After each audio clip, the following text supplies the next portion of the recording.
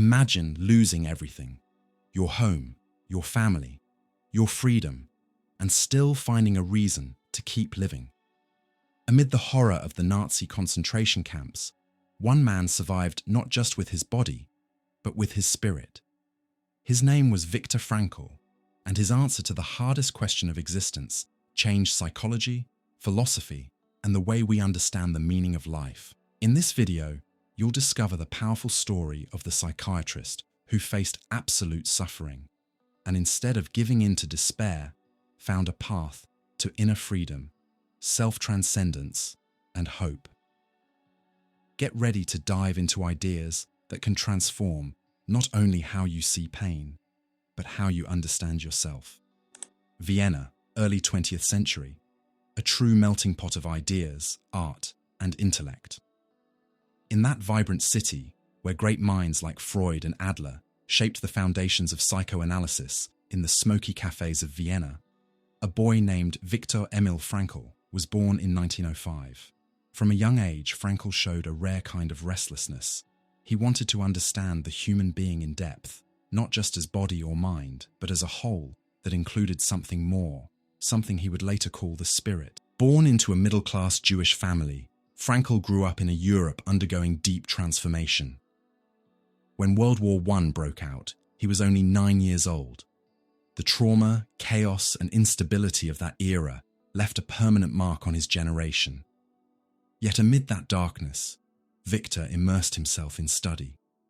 As a teenager, he began exchanging letters with Sigmund Freud, yes, the Freud, who even published one of his early papers. But Frankl soon realized that his view of human nature didn't fully align with Freud's theories. Something essential was missing. While Freud spoke of the unconscious driven by pleasure, and Adler focused on the will to power, Frankl intuited a deeper force, the will to meaning. He didn't reject his predecessors, he transcended them. And just as he was developing this new perspective, Europe was plunging once again into darkness. The rise of Nazism and the birth of a new vision. The 1930s saw the rise of Nazism and the growing brutality of anti-Semitism. By then, Frankl had earned his medical degree and was working in psychiatric hospitals, creating innovative methods to treat suicidal patients. In 1938, when Hitler annexed Austria into the Third Reich, Frankl's life changed forever. Despite having the chance to emigrate, including a visa to the United States, he chose to stay in Vienna to care for his aging parents. That choice sealed his fate. In 1942, Frankl and his family were deported to the Theresienstadt concentration camp and later to Auschwitz. His parents, brother, and pregnant wife did not survive. He did, but the man who came out of the camps was no longer the same. Amid forced labor, starvation, and cruelty, Frankl witnessed the collapse of human dignity. Yet he also discovered something astonishing. Even in the depths of suffering, some prisoners managed to hold onto an inner spark, a reason to live. This observation became more than a personal reflection. It became the foundation of a new form of therapy and an entirely new worldview. Amid barbed wire and crematoriums, logotherapy was born, a therapy through meaning. Frankl would later write, "Everything can be taken from a man but one thing, the last of the human freedoms, to choose one's attitude in any given set of circumstances." Written after surviving the Holocaust, that line captures a kind of strength few psychological theories dare to touch: the power of inner freedom. The post-war years, writing and teaching. Meaning. When the war ended in 1945, Frankl returned to Vienna. He resumed his work as a psychiatrist and began organizing his ideas into a new therapeutic approach. In just 9 days, he wrote Man's Search for Meaning, a book that would become a worldwide phenomenon. It wasn't merely a survival story. It was a treatise on the human spirit, written by someone who had lived through hell and emerged with a philosophy of hope. But to truly understand Frankl, we need to grasp the historical weight of his time. Post-war Europe was a continent shattered physically and morally. The philosophies of progress had failed.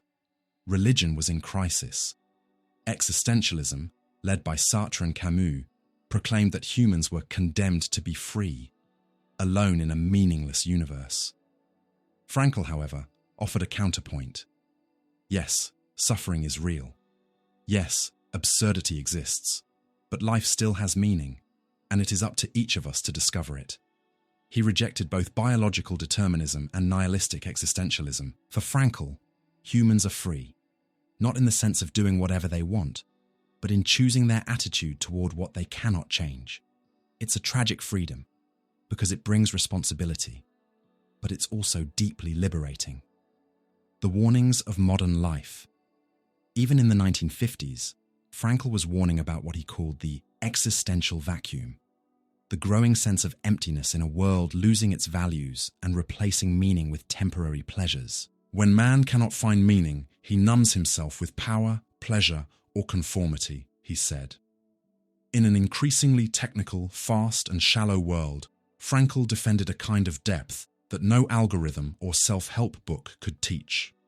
He spent the rest of his life teaching, writing, and spreading logotherapy around the world, visiting over 30 countries, lecturing at Harvard, Stanford, and the Sorbonne, and receiving numerous honorary doctorates. But through it all, he never lost focus to help people find meaning, even and especially in suffering. Influences and legacy. Frankl's philosophy drew inspiration from Nietzsche, who said, "He who has a why to live can bear almost any how." It also echoed Kierkegaard's focus on individual responsibility in the face of life's absurdity, and even Socrates' belief that self-knowledge was the key to a good life. Frankl died in 1997 at the age of 92, but his message remains as powerful as ever. In a world plagued by identity crises, anxiety, and a resurgence of nihilism, Frankl's logotherapy calls us back to what truly matters. Life doesn't ask what we want from it. It asks what it expects from us. In an age of material abundance and spiritual emptiness, Frankl's life reminds us of something modern generations often forget. Suffering is inevitable, but despair is not. Even in the darkest nights, it's possible to find a thread of light. If we're willing to face the question, what is the meaning of my life, here and now? The deeper question, do we need suffering to find meaning? Frankl's philosophy wasn't born in lecture halls or libraries. It was forged inside a concentration camp. That origin gives it an almost mythical weight, an experience no one would wish for, yet whose lessons everyone seeks to understand. So here's the question. Do we need to suffer to reach true existential depth? For Frankl, suffering is not a goal, nor is it a virtue in itself. But he firmly believed that when suffering is unavoidable, it can become a catalyst for awakening. Pain strips us bare. When we lose everything, comfort, status, even safety, we're left with one thing that's truly ours, the attitude we choose in the face of adversity. This idea echoes ancient wisdom. The Stoics, for example, saw adversity as a chance for moral growth. Seneca wrote, "No man is more unhappy than he who never faces adversity, for he is not permitted to prove himself." Suffering, then, is both a test and a revelation. Just as fire purifies gold, pain reveals what's deepest in the human being, inner freedom. The danger of romanticizing pain. But does one need to suffer to gain wisdom? Not necessarily. Some great thinkers, like Plato and Aristotle, reached profound insights without extreme suffering. Yet others, Dostoevsky, Nietzsche, Simone Weil, Camus, went through deep crises, illnesses, wars, or loss, and from that pain drew powerful reflections on meaning, freedom, and the human condition. The question isn't whether suffering is required, but how we live through it. Suffering alone doesn't guarantee depth. Some are crushed by it. Others deny all meaning because of it. Frankl saw both in the camps, prisoners who gave up, and others who, even in hell, shared their last piece of bread. What separates them? According to Frankl, it's the ability to find or create a why, a reason, a purpose. But then comes a crucial challenge. Can a philosophy born in the Holocaust truly apply to ordinary life? Some critics argue that logotherapy is deeply rooted in a Western, individualistic worldview, one that assumes people have the time, freedom, and education to reflect deeply. How can one talk about inner freedom to someone who lives under oppression, hunger, or fear? Frankl's answer would likely be, it is precisely in those contexts that inner freedom matters most, not as a magical solution, but as the last refuge of human dignity. When everything else is taken away, the ability to choose one's attitude remains. It's not full freedom, but it's real freedom. The universal message. Frankl's philosophy doesn't claim that suffering is good, only that if it comes, it can be transformed into meaning. When suffering can be avoided, the meaning lies in overcoming it. When it can't, the meaning lies in how we face it. That distinction is ethical and essential, because to romanticize suffering is dangerous. In a world where millions suffer from hunger, war, or injustice, saying suffering teaches can sound cruel. Frankl knew that. He never told anyone to seek pain, only to face it consciously when it arrived. A philosophy for everyone.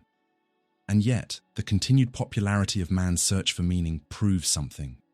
While not everyone faces Auschwitz, everyone faces suffering in some form: loss, frustration, emptiness, or failure. Executives in crisis, grieving families, anxious students, all find themselves asking, why is this happening to me? What is the purpose of my life? How do I keep going after loss? Frankl's answer was that these questions have no external or fixed answer. They must be discovered personally, within the uniqueness of each life. And that's what makes his philosophy universal. It doesn't impose meaning. It invites the search for it. It doesn't deny pain, but it refuses to let pain have the final word. The real test, maybe the real question, isn't whether we must suffer to grow, but what we do when suffering arrives. Frankl didn't romanticize his pain. He transformed it into service, into therapy, into a living philosophy. And that transformation is what makes his story more than biography. It makes it a legacy. The true test of Frankl's philosophy isn't in theory. It's in how each of us responds today to loss, frustration, or emptiness. It's in how we find or create meaning where others see none. So, now the question turns to you. What is your why? The word logotherapy might sound technical at first, but its meaning is deeply human. It comes from the Greek words logos, which can mean meaning, purpose, or reason, and therapeia, which means healing. So logotherapy literally means healing through meaning. It's a form of psychotherapy that doesn't just aim to treat symptoms. It helps people rediscover a purpose, a why, to keep living, even in the face of pain, loss, or emptiness. Viktor Frankl didn't create logotherapy to oppose other schools of psychology, but to expand upon them. He called it the Third Viennese School of Psychotherapy, following in the footsteps of his predecessors. Sigmund Freud, whose psychoanalysis focused on unconscious drives and the pursuit of pleasure, and Alfred Adler, who emphasized the will to power and self-assertion. Frankl, however, noticed something both men had overlooked, that human beings are driven, above all, by a deep desire to find meaning in their existence. This drive isn't secondary, it's fundamental. It doesn't appear only once we're comfortable or have met our basic needs. It's a core need of the human spirit. And this realization became the foundation of logotherapy, the search for meaning as the central drive. While Freud believed people seek pleasure to escape pain, and Adler saw human motivation in the will to power, Frankl broke from that model. He declared, man is not driven by pleasure or power, but by meaning. For Frankl, psychological balance doesn't come from eliminating suffering, but from giving it meaning. That changes everything. In his view, mental health is tied directly to the existential dimension of life. It's not enough to analyze past traumas or chase external achievements. What sustains us is the conviction that our life has unique, irreplaceable meaning, even if we haven't yet discovered it. Frankl developed this idea through clinical observation, but also by living it. In the concentration camps during the Holocaust, he noticed something striking.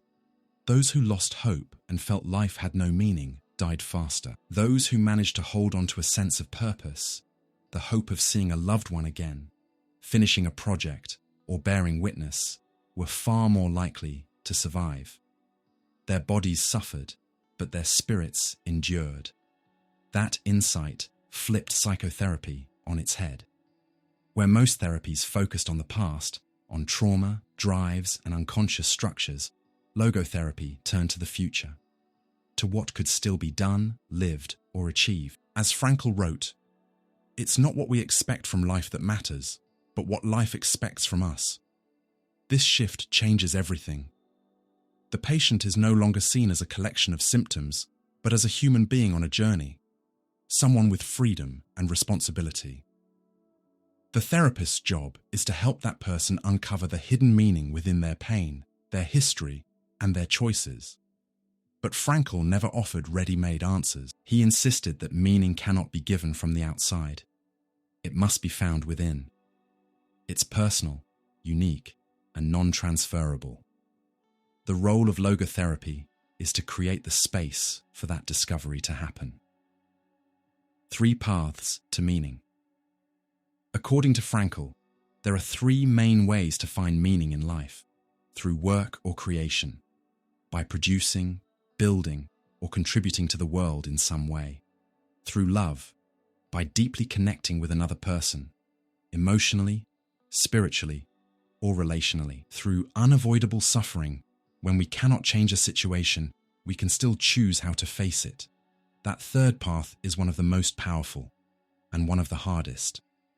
Frankl never said suffering is good, but when it's unavoidable, he believed it doesn't have to be meaningless. It can be faced with dignity, and in doing so, it can awaken parts of our being that stay dormant when life is easy. Here, logotherapy touches something both spiritual and practical. It doesn't require religious faith, but it recognizes that humans have a spiritual dimension, something beyond the biological and psychological. That's where the meaning of life lives. Freedom and responsibility. Logotherapy also challenges the idea that we're completely determined by our environment, our genetics, or our past. Frankl agreed that these factors shape us, but he insisted that we're free to choose our attitude toward them. He summarized it beautifully. Between stimulus and response, there is a space. In that space lies our power to choose our response. In our response lies our growth and our freedom. In this sense, Frankl's thought connects to existentialism, especially to Kierkegaard and Heidegger. But with one key difference. While many existentialists saw absurdity or emptiness as the final truth, Frankl saw responsibility as the answer. We're not just here to exist, we're here to respond to life, as if life itself were asking each of us a personal question. Our mission is to live in a way that answers that question authentically.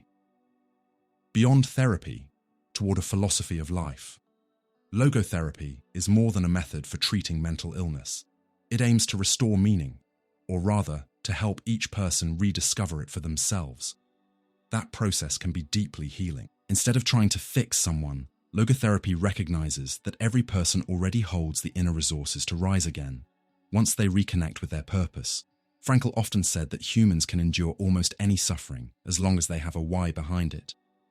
And that belief wasn't theoretical. It was proven in the harshest conditions imaginable. Clinically, logotherapy uses techniques like paradoxical intention, helping a patient confront their fears through humor or voluntary exposure, and de-reflection, shifting focus away from the self and toward others or the world. But more important than these methods is its underlying attitude, faith in the human capacity to transcend oneself. That's the core of logotherapy, self-transcendence.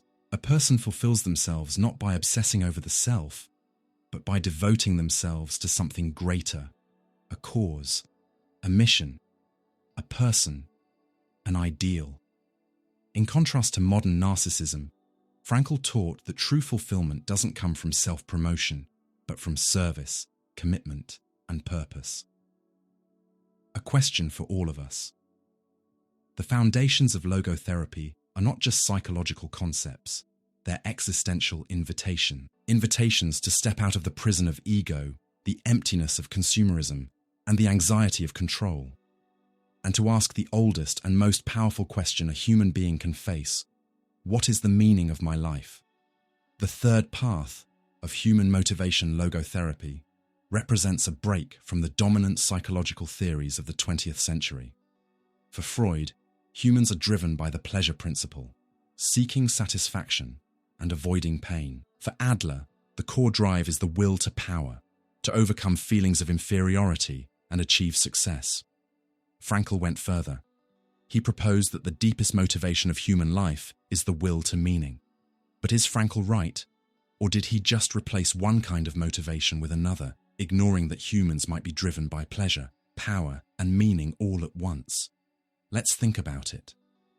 Freud's theory feels intuitive.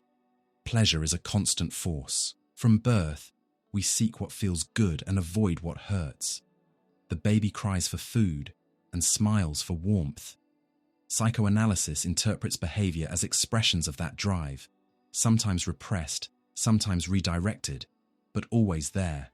Adler added a social dimension: power. The small child, aware of their helplessness, learns to assert themselves, to aim higher, to overcome. For Adler, humans are constantly striving, not just to dominate others, but to grow and excel. Frankl acknowledged both perspectives, but argued they don't reach the core. He said, "The search for meaning is the primary motivation of human life, not a secondary rationalization of instinctual drives." Still, that raises a question. In a world obsessed with comfort, pleasure, and security, does it make sense to place meaning above all else? Aren't most people more concerned with stability, success, or happiness, and only start asking about meaning when those things collapse? Maybe it's not about choosing one theory over the others, but about layers of motivation. Pleasure, power, and meaning don't have to be enemies. They can coexist, often in tension. But Frankl's point was this: when pleasure and power fail, and they eventually do, what remains is meaning. In crisis, loss, or tragedy, pleasure fades and power vanishes. Only meaning can sustain us. People who have faced terminal illness, grief, or disaster often confirm this. Pleasure becomes irrelevant. Power disappears. But meaning can save. The modern void. Of course, not everyone lives at the same level of existential awareness. For some, pleasure is the main goal. For others, security, status, or recognition come first, and that's not wrong.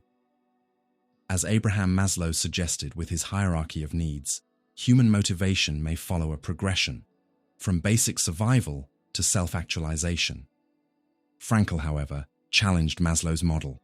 He wrote, "Self-actualization cannot be achieved if it is made an end in itself. It is a side effect of self-transcendence." He didn't deny that pleasure and safety matter. He simply argued that without meaning, even those things feel empty.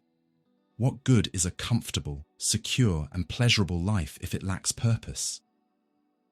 That question feels more urgent today than ever. We live in an age of abundance, yet also one of quiet despair. Depression, anxiety, and emptiness are widespread despite unprecedented comfort. Frankl called this the existential vacuum, a modern sickness that no amount of consumption, stimulation, or dopamine can fix. Because what's missing isn't external, it's internal direction. A hierarchy of meaning. So, is the search for meaning universal? Most spiritual and philosophical traditions would say yes. Buddhism teaches that desire is the root of suffering and freedom comes from transcending it. Stoicism calls for a life guided by virtue rather than pleasure or ambition. Epicurus valued simple, moderate pleasure as a path to peace. Aristotle saw pleasure as part of a good life, but only when governed by reason and virtue. The point isn't that pleasure or power are wrong, but that they're not enough. They can satisfy temporarily, but they can't give lasting direction. For someone in poverty, survival and comfort are real priorities. For someone in a competitive world, ambition might dominate, But sooner or later, everyone faces the same question. What is all this for? That's when the search for meaning becomes unavoidable, not as a luxury, but as a necessity. Some reach it early, others only after crisis. Some never do, hiding behind distractions. Frankl's insight wasn't to reject pleasure or ambition, but to reorder them. Pleasure and power are fine, but they're means, not ends. That's why logotherapy is more than therapy. It's an ethical and philosophical call, a challenge for each of us to ask, what drives me? Why do I do what I do? This comfort, this success, what is it really for? In the end, Frankl's message is simple but timeless. Pleasure, power, and safety may fade, but meaning endures. Without it, even the greatest achievements feel hollow. So ask yourself, honestly, what are you living for? We live in a time when almost everything is instantly available. Information, entertainment, consumer goods, social connections. It has never been easier to fill our time, and yet it has never been so common to feel empty. That's exactly what Viktor Frankl warned about when he described what he called the existential void, a deep state of inner disorientation and loss of purpose that affects millions of people, even those who seem successful from the outside. According to Frankl, this emptiness isn't just an individual problem, it's a symptom of our era, a collective disease of modernity. He observed that as traditional values, religious, cultural, and communal, declined, and technology advanced at a rapid pace, humanity gradually lost its reference points for meaning. When a man cannot find a deep sense of meaning, he distracts himself with pleasure. Viktor Frankl. That line, written decades ago, sounds like a prophecy today. We live in a society that constantly pushes consumption, image, and performance, but rarely encourages reflection, silence, or the fundamental question, what is all this for? The existential void shows up quietly. It's not a physical pain or an easily diagnosed illness. It reveals itself through apathy, procrastination, and the feeling of being lost, even when you have everything. In its more severe forms, it can lead to neurosis, addiction, depression, and even suicide. As a psychiatrist, Frankl saw this pattern often. His patients weren't necessarily ill in the clinical sense. They were suffering from a collapse of meaning. They had professional success, stable relationships, material comfort, but something inside them was crumbling. It was as if they were living on autopilot, performing tasks, following routines, but with no deeper reason behind them. That's the essence of the existential void, the absence of a purpose that transcends routine. It's not a lack of pleasure or stimulation, it's a lack of direction. And for Frankl, that's more dangerous than most people realize. He described this as fertile ground for what he called noogenic neuroses, a kind of suffering that doesn't come from repressed trauma or internal conflict, but from the loss of meaning itself. Unlike Freud's neuroses, which arise from the unconscious and can be treated with analysis or interpretation, these spiritual neuroses require an existential reorientation. Frankl noticed that when people lose meaning, they tend to fall into three escape patterns: conformism, adapting to others' expectations; living to please, following society's flow without questioning; fanaticism or extremism, seeking absolute meaning in rigid ideologies, whether political, religious, or identity-based; empty hedonism, chasing constant pleasure, consumption, and distraction without lasting fulfillment. At first, these paths seem to offer relief, but they don't solve the problem. They feed it. The void isn't filled with more stimulation. It's filled with depth. Frankl called this existential frustration, the suffering that comes from not knowing the why behind one's own life. He warned that in an age obsessed with efficiency, performance, and technical progress, this frustration would only grow. Man today has the means to live, but no meaning to live for. Viktor Frankl. That statement feels even more true now. We're constantly connected, yet more isolated than ever. We have endless lifestyle choices, but no idea which path to follow. We're bombarded with slogans. Follow your heart, live in the moment, be yourself, but we don't really know who we are or what we want. Modern society has given us freedom, but not the tools to handle it. And freedom without direction quickly turns into anxiety. Frankl saw this clearly. He believed that human beings need meaning as much as they need air to breathe. It's not a luxury, it's a vital necessity. When meaning is missing, both mind and body start to break down. Interestingly, modern science has confirmed this. Studies in positive psychology, neuroscience, and psychiatry show that having a clear sense of purpose is linked to lower stress, higher emotional resilience, and even longer life expectancy. People who live with purpose handle challenges better, recover faster from loss, and face illness with greater strength. But where do we find that sense of meaning? Frankl said meaning isn't something we invent. It's something we discover. It's already out there. In relationships, in work, in art, in love, and even in suffering. Every person has a unique calling, and that calling changes over time. There's no single answer. What gives meaning to a young person might not be what sustains them in old age. What makes sense today might not make sense tomorrow. That's why, for Frankl, humans are beings in search. And that search is sacred. It must be encouraged, not silenced or numbed. At this point, Frankl's critique of modern society becomes an appeal. The world needs not only freedom, but also responsibility. It's not enough to free individuals from old traditions or dogmas. We must help them discover what to do with that freedom. Freedom risks degenerating into arbitrariness unless it is lived in terms of responsibility. Viktor Frankl. And that's where logotherapy comes in, as a therapeutic response to the emptiness of modern life, not by offering ready-made answers, but by guiding each person to rediscover their own why. Frankl believed schools, governments, healthcare systems, and culture itself should take this search seriously. Because the crisis of meaning lies at the root of many of today's issues: violence, addiction, anxiety, alienation, depression, and suicide. Behind the destructive behavior of many young people lies a lack of meaning. Behind the midlife crisis of many adults lies an existential silence.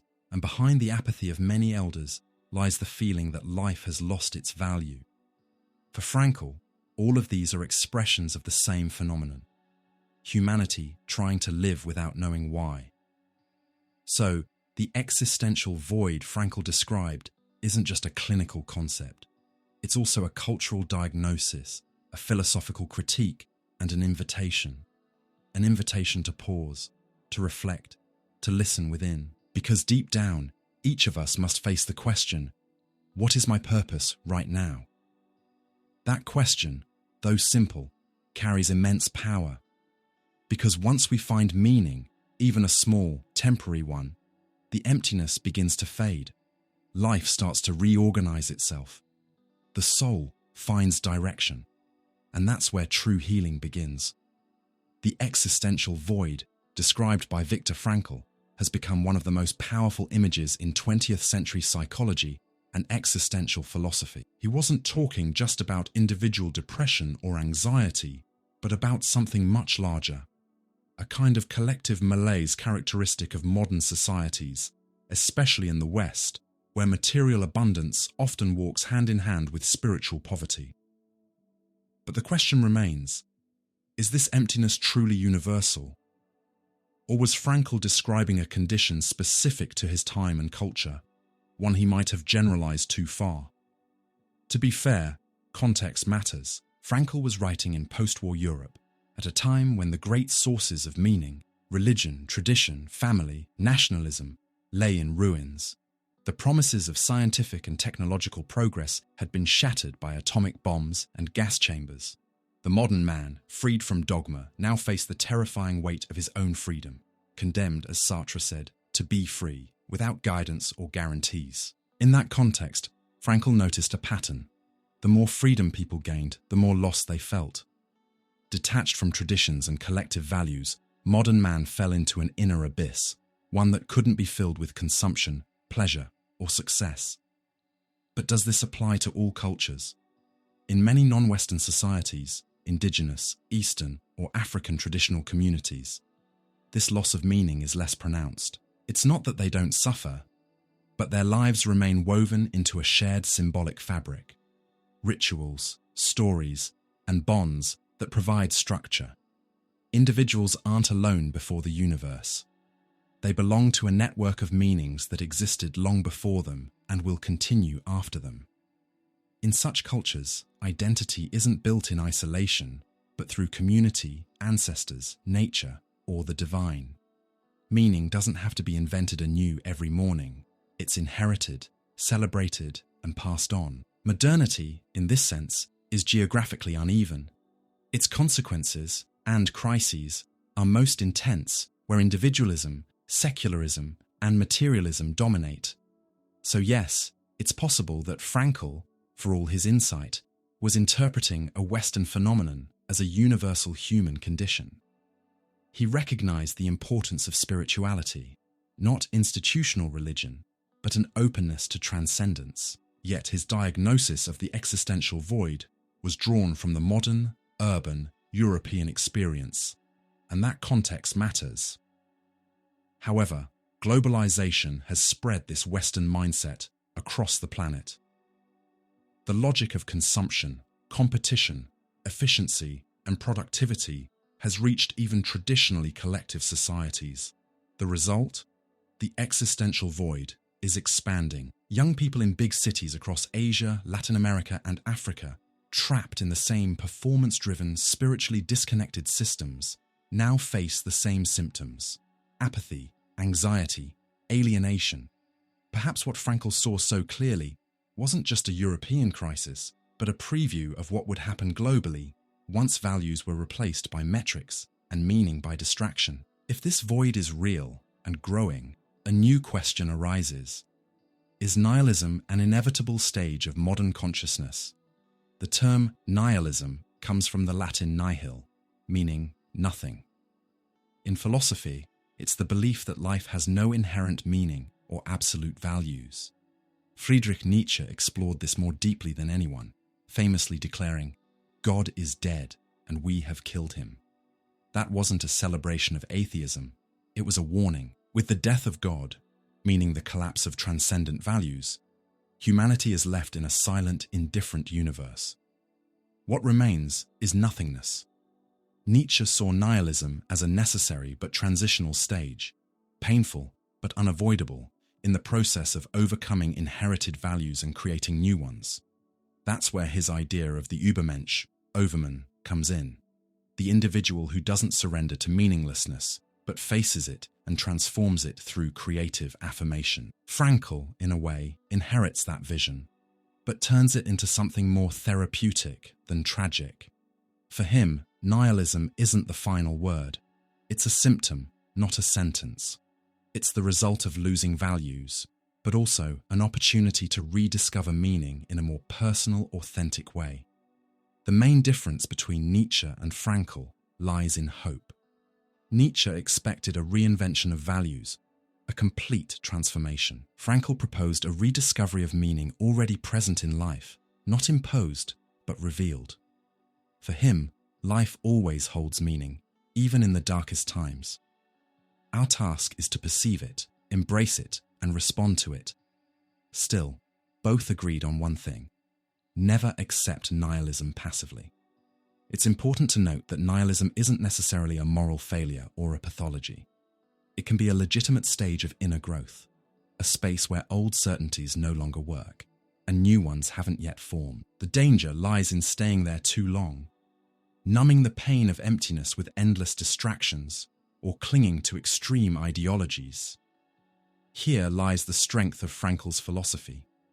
He acknowledges nihilism, but offers a way out, not through denial or blind faith, but through existential responsibility. We don't invent meaning out of nothing, as some existentialists claimed. We discover it through commitment to something or someone beyond ourselves, a cause, a mission, a a person. In that sense, both the existential void and nihilism can be seen as transitional states, signs that old structures of meaning have collapsed and that it's time to rebuild. They're not diseases to be cured, but calls to depth. As Albert Camus once wrote, "In the midst of winter, I found within me an invincible summer." That's what Frankl aimed to awaken. The invincible summer of meaning, even in the freezing cold of nihilism. So the question returns to us. What are we doing with our emptiness? Are we running from it with more consumption, more distraction, more digital dopamine? Or are we ready to listen to it as a call to transformation? Maybe nihilism is the price we pay for leaving behind the dogmas of the past. But we don't have to stay there. Awareness of the void can be the first step toward a new ethic, a new spirituality, one not based on imposed beliefs, but on free, conscious, and responsible answers. Frankl's philosophy doesn't demand blind faith or offer magic formulas, but it reminds us, with lived authority, that life always has meaning, even when it seems meaningless. The only question is, are we willing to search for it? Amid the catastrophes of the 20th century, 2 world wars, genocides, and a collapse of moral values, one idea stood out like a light in the chaos: the will to meaning. It's not just a wish or an abstract concept. For Viktor Frankl, this will is the core motivation of human existence, deeper than the desire for pleasure and more essential than the pursuit of power. This conviction lies at the heart of logotherapy. Unlike Sigmund Freud and Alfred Adler, Frankl believed that the human being is, above all, a being in search of meaning. Freud saw human behavior as driven primarily by the pleasure principle. The mind seeks to avoid pain and maximize pleasure, like an emotional homeostasis. Adler, through his theory of individual psychology, saw the fundamental drive as the will to power, an attempt to overcome feelings of inferiority and achieve position, influence, or control. Frankl broke with both by asserting, man's main concern is not to gain pleasure or to avoid pain, but rather to see a meaning in his life. This idea didn't come from theory alone, it was forged through suffering. Frankl survived Nazi concentration camps, where pleasure didn't exist and power was an illusion. There he observed that those who found a purpose, even in inhuman conditions, were far more likely to survive. That experience confirmed his intuition. Meaning can sustain life even when all other motivations fail. What is the will to meaning? Frankl described it as an existential need, something as natural as breathing or eating. Just as the body needs nutrients, the soul needs meaning to stay alive. This will reveals itself through questions like, why am I here? What is the purpose of my pain? What does my life represent? Is there something worth living? And if needed, suffering for? According to Frankl, these questions are universal. Regardless of culture, religion, or social class, human beings are driven by this desire to find coherence, value, and direction in their lives. And when that meaning is missing, the result isn't just boredom, it's a deep emptiness that can lead to destructive or depressive behavior. Frankl called this existential frustration and saw it as one of the main causes of modern psychological suffering. While people chase pleasure or status, they often ignore a more urgent need to know what they live for. The difference between pleasure, power, and meaning. The difference between these motivations is subtle but crucial. The will to pleasure seeks immediate satisfaction, comfort, relief, sensory or emotional gratification. There's nothing wrong with pleasure itself. It's a natural part of life. The problem arises when pleasure becomes a substitute for meaning, when people try to fill the lack of purpose with constant stimulation, addictions, or distractions. Pleasure becomes an existential anesthetic. The will to power, on the other hand, is about control, recognition, and self-assertion. It can appear as ambition, which isn't necessarily bad, but it becomes dangerous when it turns into an end in itself, or a way to avoid facing inner emptiness. The obsession with status or success often hides a lack of authentic direction. Frankl noticed that these secondary drives, pleasure, and power often emerge when the will to meaning is frustrated. As he wrote, "The search for meaning is a primary motivation of life. When it is not fulfilled, man is exposed to compensations." He proposed, therefore, a reorganization of human motivation where meaning takes the central place, with pleasure and power still present but subordinated to it, not the other way around. This is a radical shift, especially in a culture that glorifies pleasure as life's goal and power as the measure of worth. Frankl argued that by reversing this logic, humans could find a deeper kind of freedom, the inner freedom of living with purpose. How do we find meaning? For Frankl, the meaning of life isn't generic or fixed. It's unique to each person and changes with time and circumstance. He often said that it's not we who should ask life what its meaning is. It's life that asks us. Our task, therefore, isn't to invent an arbitrary purpose, but to answer, honestly and courageously, what life is asking of us right now. That answer can take many forms. Frankl identified three main paths to finding meaning: through creation or accomplishment, by creating something, doing meaningful work, or developing a talent; through love, by deeply connecting with another person, caring for them, giving oneself, and recognizing their unique value; through unavoidable suffering, by choosing to face pain with dignity, learning from it, and transforming it into testimony. That third path is one of the hardest, but also the most powerful. It's in times of crisis that the will to meaning becomes strongest. When everything seems to collapse, what sustains us isn't pleasure or power, but the conviction that life still has a why. Frankl often quoted Nietzsche, "He who has a why to live can bear almost any how." Meaning doesn't remove suffering. It gives it a place in the structure of life.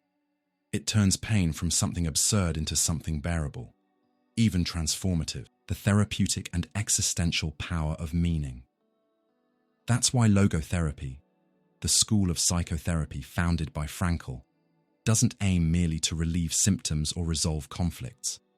Its purpose is to help people rediscover the meaning hidden beneath their struggles.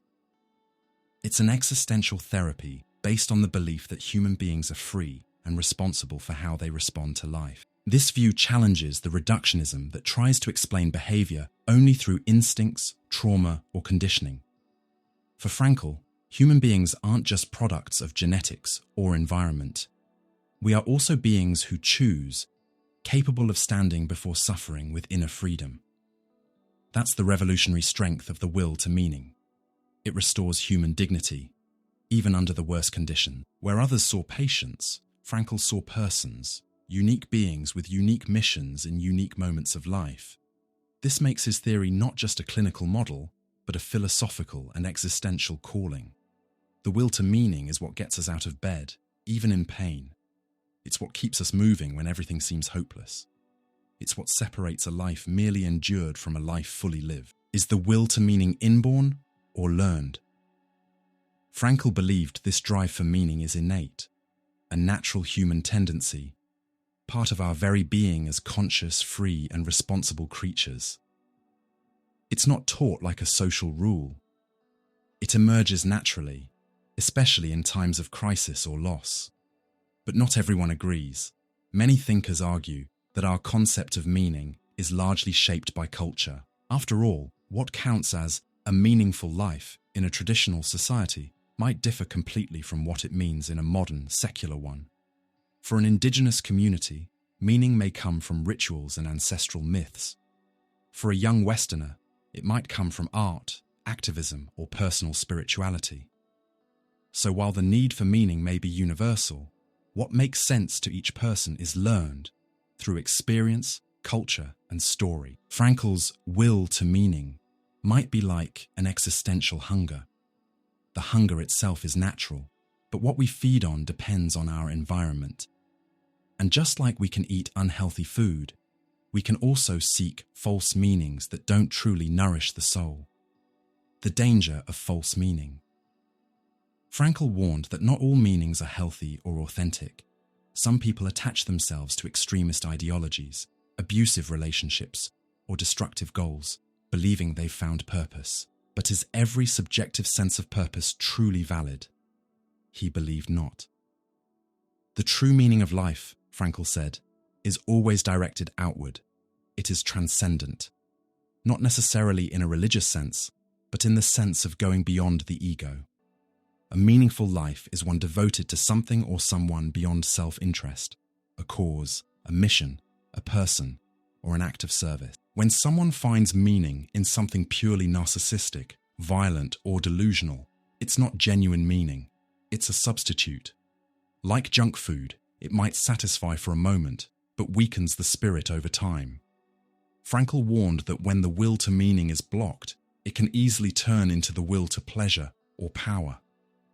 Many so-called purposes are actually disguises, ways to avoid pain or seek control and validation. What makes a meaning authentic? How can we tell whether a sense of purpose is genuine or an illusion? Frankl didn't give a formula, but several philosophical clues help us reflect.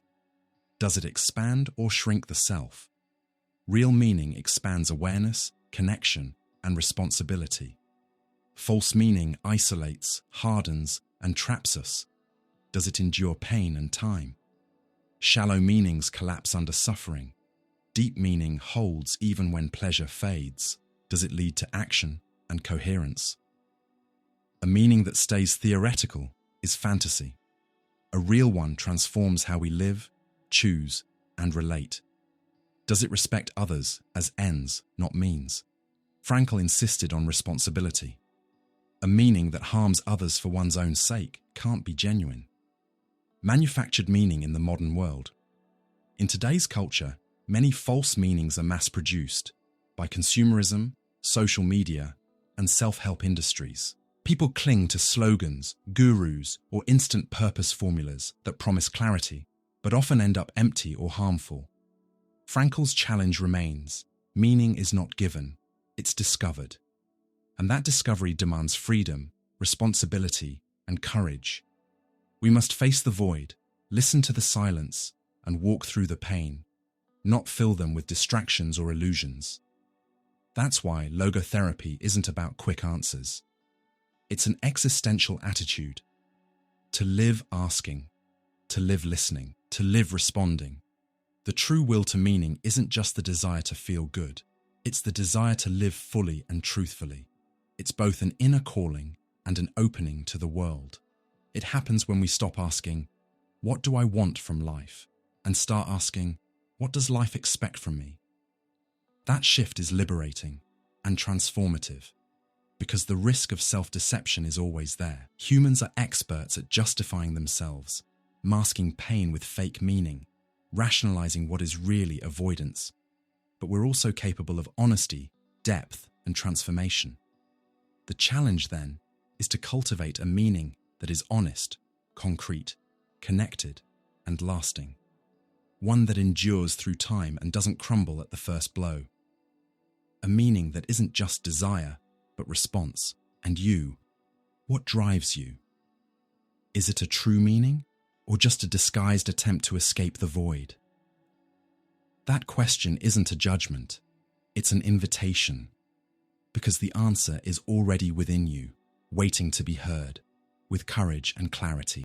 Imagine yourself in a place where everything has been taken away: your home, your family, your name, your rights, your dignity. You can't choose when to wake up, what to eat, where to sleep, or even if you'll live to see tomorrow.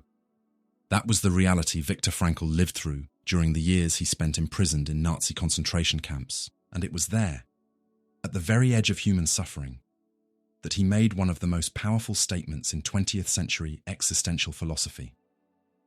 Everything can be taken from a man, but one thing: the last of the human freedoms, to choose one's attitude in any given set of circumstances. This idea isn't just poetic, it's radical. It goes against the common belief that we are only products of our environment, our instincts, or our circumstances. For Frankl, even in the face of the most brutal pain, the human being still possesses an inner zone of freedom that no one can touch. That space, intimate, untouchable, is what he called spiritual freedom. What does this freedom really mean? Frankl defined it as the ability to decide how we respond to suffering. Even when everything outside our control is stripped away, we can still choose whether to surrender to despair or to resist with dignity. This choice isn't easy. It's rarely clear, but it exists. And it is the final expression of our humanity. This view of freedom is deeply different from the one common in modern democratic societies, where freedom is usually seen as external freedom, the right to move, to speak, to buy, to choose a lifestyle. For Frankl, the deepest kind of freedom doesn't depend on external conditions. It's an inner decision. It begins where control ends, and that's why it becomes the last refuge of the human soul. In the camps, Frankl witnessed this many times. Some prisoners, even on the verge of death, shared their last piece of bread with others. Some, in the midst of horror, still managed to comfort, protect, or give hope. What made us suffer, Frankl wrote in Man's Search for Meaning, was not the suffering itself, but the way we faced it. This idea is powerful because it reverses the relationship between suffering and freedom. Where most see pain as a form of imprisonment, Frankl saw it as the very place where inner freedom can be revealed. This doesn't mean denying or romanticizing suffering. Frankl knew better than anyone what real, unjust, devastating pain was. His point was that in the face of what can't be avoided, human dignity appears through our response. That's where freedom becomes visible. It's as if Frankl was saying, suffering may visit us, but we decide whether it gets the final word. Freedom between stimulus and response. Philosophically, this idea is revolutionary. Frankl opposed deterministic psychology, which saw humans as products of biology, unconscious drives, or social forces. He insisted, we are not merely the result of causes. We are authors of responses. Between stimulus and response, he wrote, lies a space. In that space is our power to choose our response. In our response lies our growth and our freedom. That space may be small, especially in extreme situations, but it exists, and recognizing it is the first step toward inner freedom. Frankl distinguished between reactive existence and responsive existence. In reactive existence, a person simply reacts to events and impulses, like an echo of circumstance. In responsive existence, a person chooses their attitude, they take responsibility, they act with awareness. This distinction lies at the core of logotherapy. The role of the therapist isn't just to reduce pain, but to help the person rediscover their inner freedom, their capacity to respond with meaning. Conditioned but not determined. This freedom, however, isn't absolute. Frankl never claimed humans have total autonomy. He acknowledged that we're shaped by genetics, environment, trauma, and personal history. But still, he insisted, man is not fully free from conditions, but he is free to take a stand toward conditions. That narrow but real gap is what makes ethical life possible. Inner freedom isn't about doing whatever we want, it's about choosing what to do with what happens to us, and that changes everything.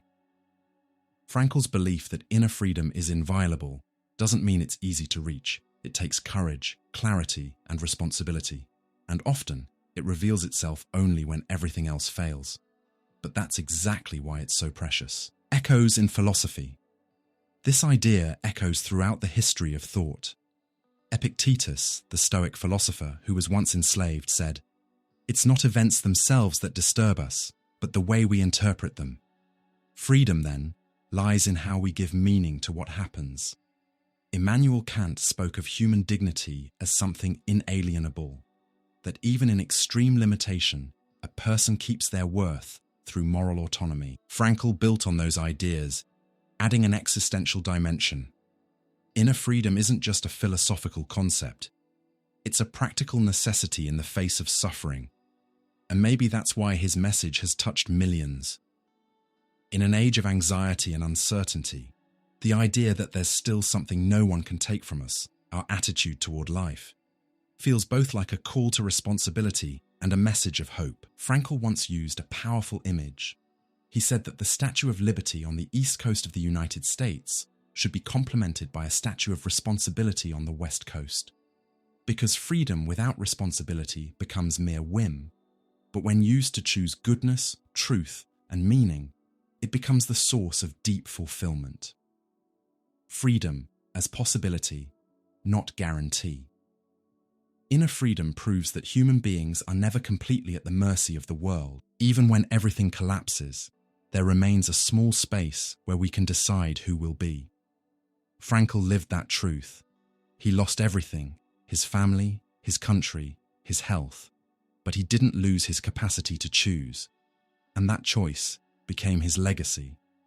A legacy that still echoes in the lives of millions, reminding us that even in darkness, there's a light no one can extinguish, the light of inner freedom. Still, Frankl's statement, "Everything can be taken from a man but the last of the human freedoms," raises difficult questions.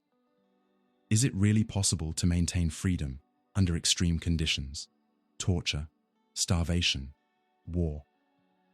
The issue isn't just theoretical. It tests the very essence of human dignity.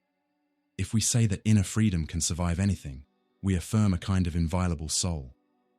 But if we admit it can fail, we accept a more fragile, tragic vision of humanity. So, where is the limit? Frankl saw inner freedom not as a psychological guarantee, but as an existential possibility. It's not something we automatically have. It's something we earn, moment by moment, through the way we choose to respond. Not everyone manages to realize it, but everyone has the potential. That difference between possibility and realization is key. Frankl saw people in the camps reduced to the most brutal conditions, starved, beaten, dehumanized. Many broke. Some resisted. A few, incredibly, still found meaning in the absurd. He never romanticized suffering or expected everyone to endure it the same way. He knew there were limits, that not everyone could bear it. But that's exactly why inner freedom is more ethical than psychological. It's not about having perfect mental strength, but about the deep stance one takes toward life, when that choice is still possible. When does the choice end? In extreme situations, prolonged torture, chronic hunger, mental collapse, it's fair to ask whether any real choice remains. Intense suffering can destroy the nervous system, cloud the mind, erase identity. In such moments, to talk about freedom might sound cruel. How can someone who can barely think be expected to choose their attitude? That's a valid criticism, and it forces us to see freedom not as absolute, but as situated. It exists, but it expands or shrinks depending on circumstances. Frankl knew this. He wasn't talking about magical or romantic freedom. He meant that even when everything is taken, there might remain a final sliver of decision. And preserving that sliver is already a deeply human act. That's what makes his vision a kind of tragic ethics. He never said being free inside is easy. He said it's valuable. Because this kind of freedom, not external freedom, is what gives life its dignity. The small gestures of freedom. Inner freedom isn't the same as total emotional control. It doesn't exclude fear, pain, anger, or despair. It doesn't demand constant heroism. It often shows up in small acts, refusing to betray a value, comforting someone while you're suffering, choosing to keep trying when everything seems lost. Those small choices are enormous on the moral level. They are affirmations of the human in the face of the inhuman. They're what Frankl called responses to life. Even in pain, life asks us, what will your response be now? Freedom without blame. But there's a danger here, using this idea to blame those who didn't endure, as if failing to stay strong under torture were a moral fault. That would completely distort Frankl's message. He never said inner freedom was an obligation. He said it's a sacred possibility, something to be honored, not demanded. There's also another moral challenge. What if someone uses their inner freedom to choose destruction? Suicide, for instance, can be seen as an act of ultimate freedom. but also as a rejection of meaning. That ambiguity shows that freedom doesn't guarantee a good choice. It only guarantees the possibility of choice. Here, Frankl's idea meets Jean-Paul Sartre's. For Sartre, humans are condemned to be free. We can't escape choice. But Sartre saw that freedom is a source of anxiety, not necessarily of meaning. Frankl saw it as the condition that makes meaning possible. Freedom and compassion. But is it always possible to choose? Philosopher Simone Weil, who died in physical and spiritual fragility, wrote that some kinds of suffering crush the soul, and that those people need compassion, not demands. For her, there are pains that can't be faced with philosophy or willpower, only with presence and care. That complements Frankl's view beautifully. He calls us to responsibility, Weil calls us to compassion. Together, they remind us that freedom and fragility are both part of being human. Final reflection. So, is inner freedom inspiring or realistic? The answer is both. It's not guaranteed, but it's possible. It's not unlimited, but it's real. It's not a magic solution, but an ethical calling. Frankl taught that even when everything disintegrates, there can remain a spark of humanity, a choice to resist. And even if that spark goes out in some, the fact that it can shine in others is enough reason to keep hope alive. That possibility, not certainty, is what makes inner freedom the last stronghold of the human being. Fragile, yes, but also indestructible. He who has a why to live can bear almost any how. At the heart of Viktor Frankl's logotherapy lies this powerful phrase, borrowed from the philosopher Friedrich Nietzsche.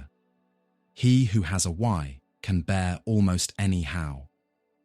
At first glance it sounds simple, but these words contain one of the deepest truths about the human condition, the ability to endure pain when it serves something meaningful. For Frankl, this wasn't just a philosophical idea, it was a lived truth, a discovery born in the most extreme circumstances a human being can face. The Nazi concentration camps. There, where human life was stripped to its bare minimum, where suffering was daily, systematic, and merciless. Frankl witnessed something that forever changed his understanding of humanity. It wasn't the physically strongest who survived, but those who had an inner reason to keep going. A purpose, a value, a commitment, a why that gave meaning to the pain and direction to existence, even when all visible hope was gone. This realization became the foundation of a revolutionary idea, that suffering, far from being only an evil to be avoided, can become a path to growth, transcendence, and self-overcoming. Frankl didn't romanticize pain. He never said we should seek it out, but he insisted, based on his experience, that when suffering is unavoidable, it can be transformed. That's the key. Unavoidable suffering, the kind that can't be changed, avoided, or reversed. The death of someone we love, a terminal illness, an irreversible loss. Frankl saw in that kind of pain a unique opportunity, the chance to transform one's inner attitude. He wrote, "When we are no longer able to change a situation, we are challenged to change ourselves. This transformation isn't just psychological, it's existential. It touches the deepest structure of who we are, our awareness, our freedom, our relationship to life and to others. It's about recognizing that even in suffering, we can still choose how to suffer." The meaning hidden in pain. This idea echoes ancient spiritual and philosophical traditions. Stoicism taught that we don't control what happens to us, only our response. Epictetus, who was enslaved, said, "It's not things themselves that hurt us, but the judgments we make about us." Buddhism too speaks of suffering, dukkha, as an inseparable part of life, not to be erased, but to be understood, accepted, and transcended through awareness. In both traditions, pain isn't what destroys the human being.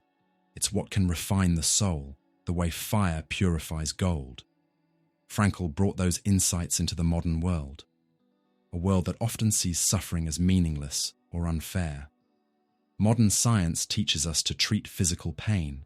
Psychiatry tries to ease emotional pain. But not every wound can be healed. Not every loss can be replaced. Not every crisis can be avoided. That's where logotherapy enters. We can't avoid all suffering, but we can avoid being destroyed by it, by finding meaning within it. Frankl believed that even in pain, there's the possibility of a higher purpose. It might be living for someone we love, defending a value, writing a book, comforting another human being, or simply enduring with dignity as a final act of defiance. He said, "Suffering ceases to be suffering at the moment it finds meaning." At first, that may sound idealistic, but it doesn't deny pain. It places it in context. It doesn't anesthetize us. It gives us a reason to endure. It's not about asking, "Why did this happen to me?" but "What can I do with this now?" Choosing how to respond. Frankl didn't claim that every tragedy has an objective meaning hidden inside it, waiting to be uncovered. Some pain simply has no logical or moral justification.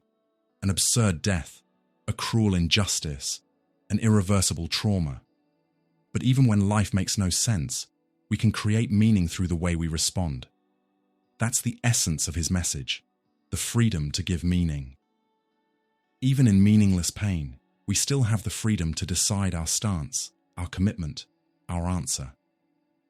That's what turns suffering from an oppressive burden into a mission, however painful it may be. In doing so, suffering becomes a space of transcendence. Not necessarily religious transcendence, but existential transcendence.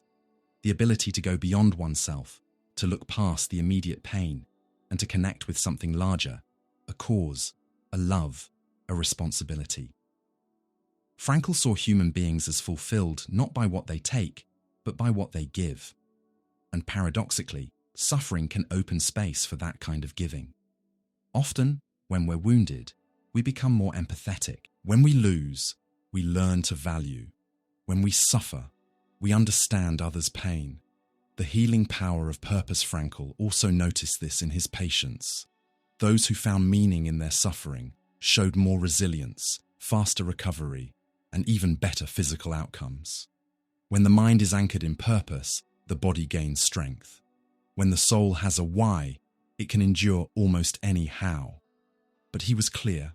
Suffering only has meaning when it's truly unavoidable. He wrote, "There is no virtue in suffering that can be avoided. Pain that can be prevented should be prevented. There's no nobility in tolerating abuse or injustice. Suffering becomes meaningful only when there's no other way, when life leaves us at a crossroads with no return. And at that point, one question emerges. What does life expect from me now?" This is the key question of logotherapy. And the answer doesn't come from outside, not from religion, ideology, or advice. It comes from within, from silence, awareness, and responsibility. Frankl's vision is profoundly human. He doesn't deny pain, but believes in our capacity to transcend it, to rise above it, to grow from it, to not let it define us. That's his most powerful lesson. Pain is real, but it doesn't have to be the end of the story. It can be the beginning of a new one, where even bleeding, a person lifts their head and says, "There's still a why. It's still worth living." The danger of romanticizing suffering. Nietzsche's phrase, "He who has a why can bear almost any how," carries immense philosophical power. It inspires us to find purpose even in darkness. But it also demands care. How do we recognize the transforming potential of suffering without glorifying it? How do we speak of growth through pain without justifying avoidable misery or injustice? This is the paradox, and Frankl was aware of it. He warned, "Suffering is not necessary to find meaning. It only becomes a path when it is unavoidable." Logotherapy doesn't tell us to seek pain. It tells us not to waste it when it comes. Still, that line between valuing suffering and romanticizing it can be blurry. Not all suffering teaches or strengthens. Some pain simply destroys, breaks people down, shatters dignity, silences the possibility of transcendence. Long torture, chronic hunger, repeated trauma. These don't always produce resilience. They can produce only despair. Telling someone you'll come out stronger when they're still bleeding emotionally isn't just insensitive, it can be cruel. And when applied to society, when poverty or oppression are justified as tests of character, that logic becomes ideological and dangerous. Romanticizing pain can hide injustice. It can turn suffering into a tool of control, a way to make people accept what should be resisted. It can even make victims feel guilty for not finding meaning fast enough. Frankl's own life rejects that distortion. He lived through suffering, not from theory but experience. He lost his family, faced starvation, endured brutality. His ideas weren't born in comfort. They were forged in horror. That's why they carry moral weight. He never said suffering was good. Only that when it's there and cannot be escaped, we still have a choice in how to face it. A modern misreading today, in an age obsessed with positivity, success, and self-help. Frankl's message is often misused. People twist it into slogans. Just think positive. Find your purpose and you'll survive anything. But that misses the essence. For Frankl, suffering only becomes meaningful when it's met with inner freedom. And that freedom isn't always available. In extreme trauma, a person's capacity to think or choose can collapse. In such moments, saying everything has a reason becomes not wisdom, but denial of another's pain. There's a big difference between honoring human resilience and romanticizing pain itself. Honoring resilience means recognizing the strength to keep going, to rebuild, to find purpose again. Romanticizing pain turns it into something glorious, as if suffering were noble by nature. Throughout history, many traditions have fallen into that trap. Christianity, for example, long valued suffering as purification or redemption, even celebrating martyrdom as the highest faith. But even within Christianity, many thinkers warned against this, especially when it justified passivity before injustice. Nietzsche himself, whose words inspired Frankl, warned against this morality of resignation. He despised glorifying weakness or turning suffering into virtue. For him, pain only had value when it affirmed life, when it made us stronger, not smaller. Frankl sits between Nietzsche and the humanists. He didn't deny pain's value, but he didn't glorify it either. He offered a response: resist, transform, transcend, whenever possible. The ethics of suffering. Still, not everyone can find meaning right away, and that's okay. Not everyone can reframe their trauma or loss into growth. Life doesn't demand constant heroism. Not all pain has to become a lesson. That's why compassion matters. Before inviting someone to find meaning in their suffering, we must give them space to feel it, to grieve, cry, and heal. Only then might meaning emerge, not from the pain itself, but from how it's faced. So we must distinguish suffering imposed by injustice, which must be fought, suffering inherent to life, death, loss, aging, which can be reinterpreted, suffering born of self-destructive choices, which calls for understanding and transformation. Romanticizing pain denies its seriousness. Valuing the strength to overcome it affirms our humanity. And knowing the difference between the two is what makes Frankl's thought so relevant and so necessary today. We live in an age caught between two extremes, the worship of instant pleasure and the glorification of heroic pain. Both are traps. The first makes us run from suffering, the second keeps us chained to it. Frankl points to a third path, the path of meaning. Meaning lives in the middle, not in escape, not in idealization, but in responsibility. Responsibility for our pain when it can't be avoided. Responsibility for others who suffer. And above all, responsibility for how we choose to live, despite it all. In the end, to find meaning in suffering doesn't mean to wish for it. It means refusing to let it be useless. And that's not romanticism, that's resistance. The word freedom is perhaps one of the most celebrated in the modern world. It's seen as a fundamental right, a political ideal, a personal aspiration. We fight for freedom, defend freedom, glorify freedom. But Viktor Frankl invites us to look deeper. For him, freedom alone isn't enough. In one of his most provocative statements, he said, "The Statue of Liberty on the east coast of the United States should be complemented by a statue of responsibility on the west coast." Though symbolic, this statement captures the essence of his existential philosophy. True freedom isn't about doing whatever we want. It's about responding to what life expects from us. And that response demands responsibility. Freedom and responsibility, two sides of the same coin. For Frankl, freedom and responsibility are inseparable. There is no meaningful choice without commitment. There is no will to meaning without the willingness to take responsibility for that meaning. After all, the meaning of life isn't abstract or theoretical. It's lived out in concrete actions, in decisions, in sacrifices. This conviction grew out of Frankl's own experience. As a survivor of Nazi concentration camps, he saw what happens when freedom is taken away externally, and also when people internally abandon moral responsibility for their choices. The Nazi regime wasn't only a political collapse, it was an ethical collapse, one that began when individuals stopped feeling responsible for their actions. Frankl saw responsibility as an existential imperative. He believed that life constantly asks us questions, and each human being is called to answer, not with words, but with their life. Life is like an exam, he said. Each person is tested individually. The questions aren't generic. They are unique, tailored to each person, and everyone must give their own answer. Unlike moral systems based only on laws or external duties, Frankl's idea of responsibility doesn't come from outside. It comes from within. It grows from the awareness that we are free to choose and therefore responsible for what we choose. Meaning is not comfort.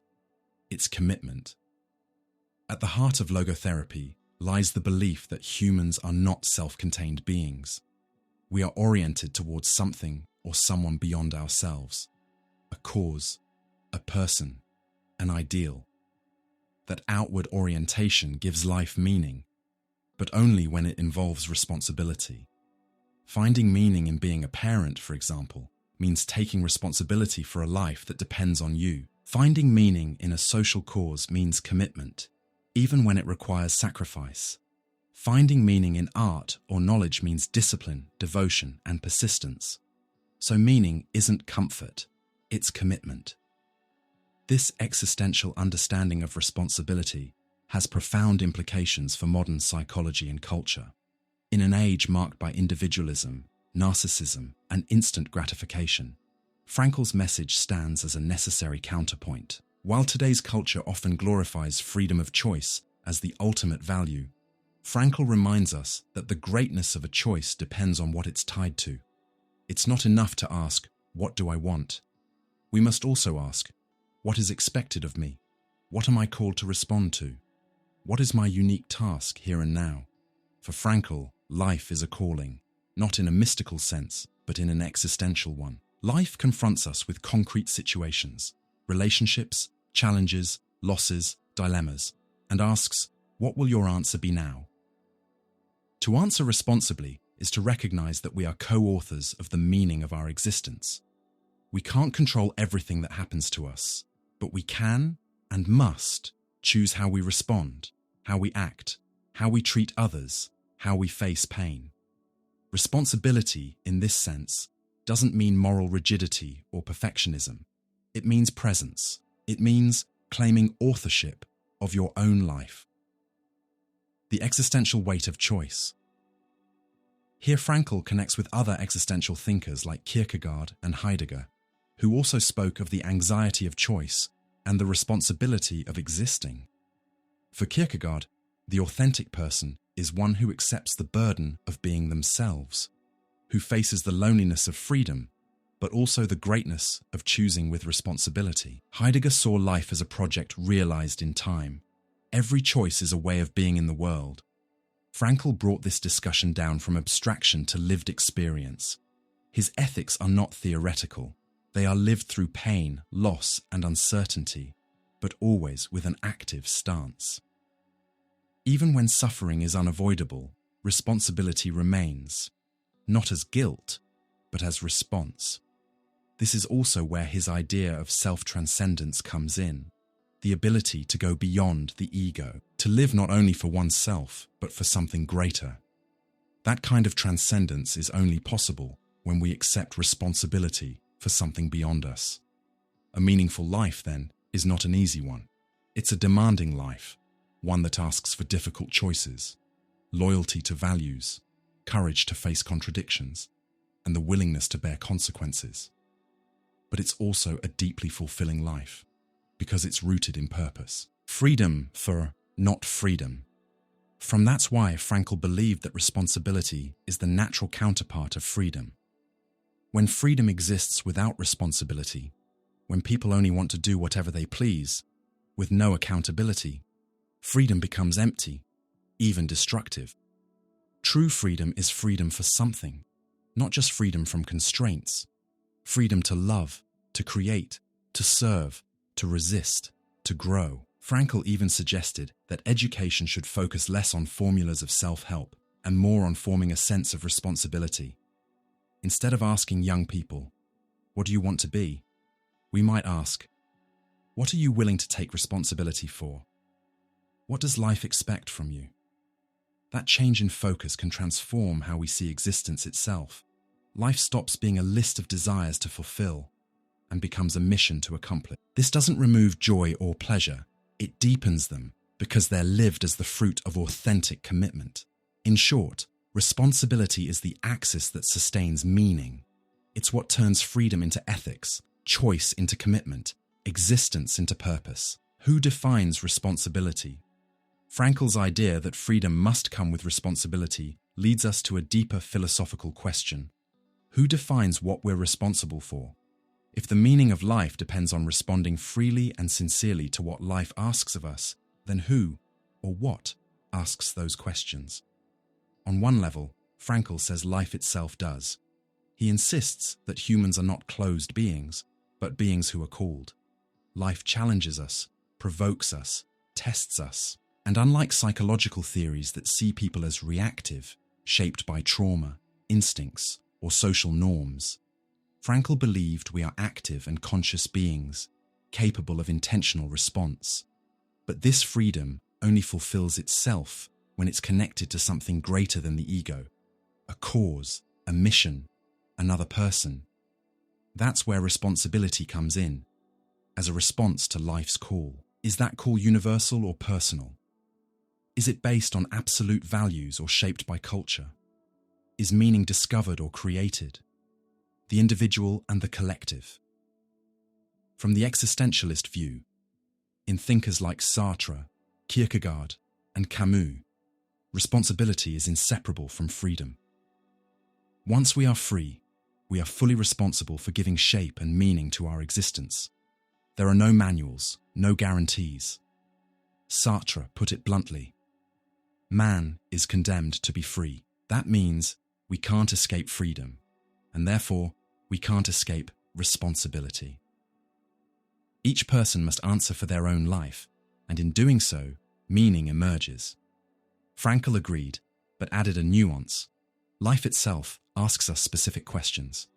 We're not only creators of meaning, we're also interpreters of meaning. Life presents us with situations, a sick child, an ethical decision, a personal loss, that demand a response.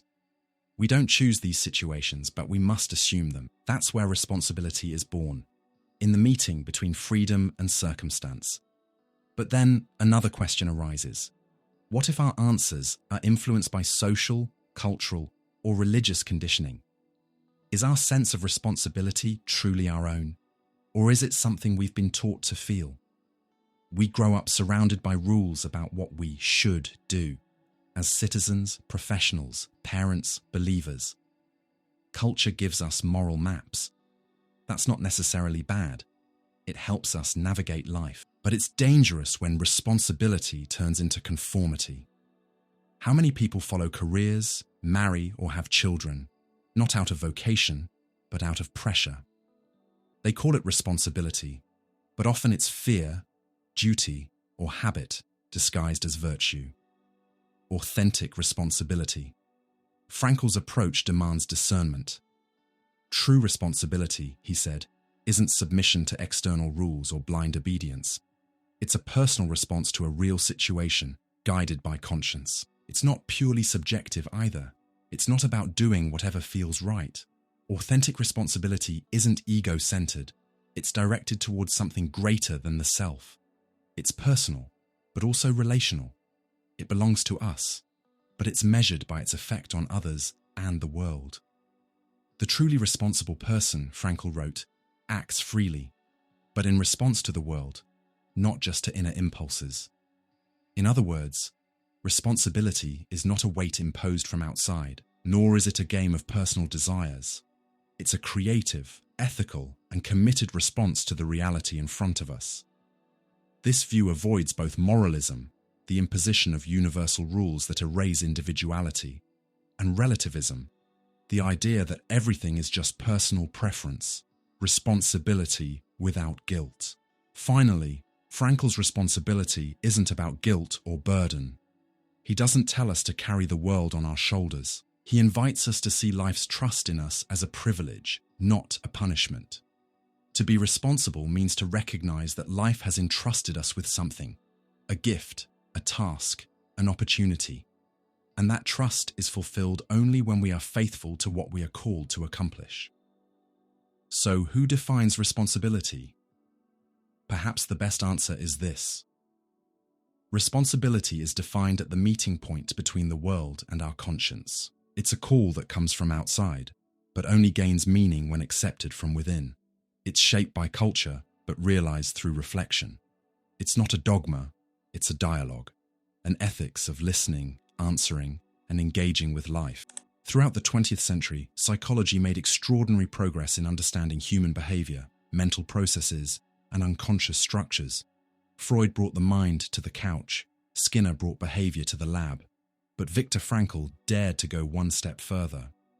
He insisted that there's something in the human being that escapes every reductionist model, something that can't be reduced to body or mind. That something, according to Frankl, is the spiritual dimension. Within logotherapy, he proposed a three-dimensional view of the human being: body, somatic dimension; the biological, physiological, and genetic foundation; mind, psychic dimension; thoughts, emotions, behaviors, and psychological structures; spirit, noetic dimension, the deepest level linked to moral conscience, freedom, responsibility, and above all, the search for meaning. The spirit beyond religion.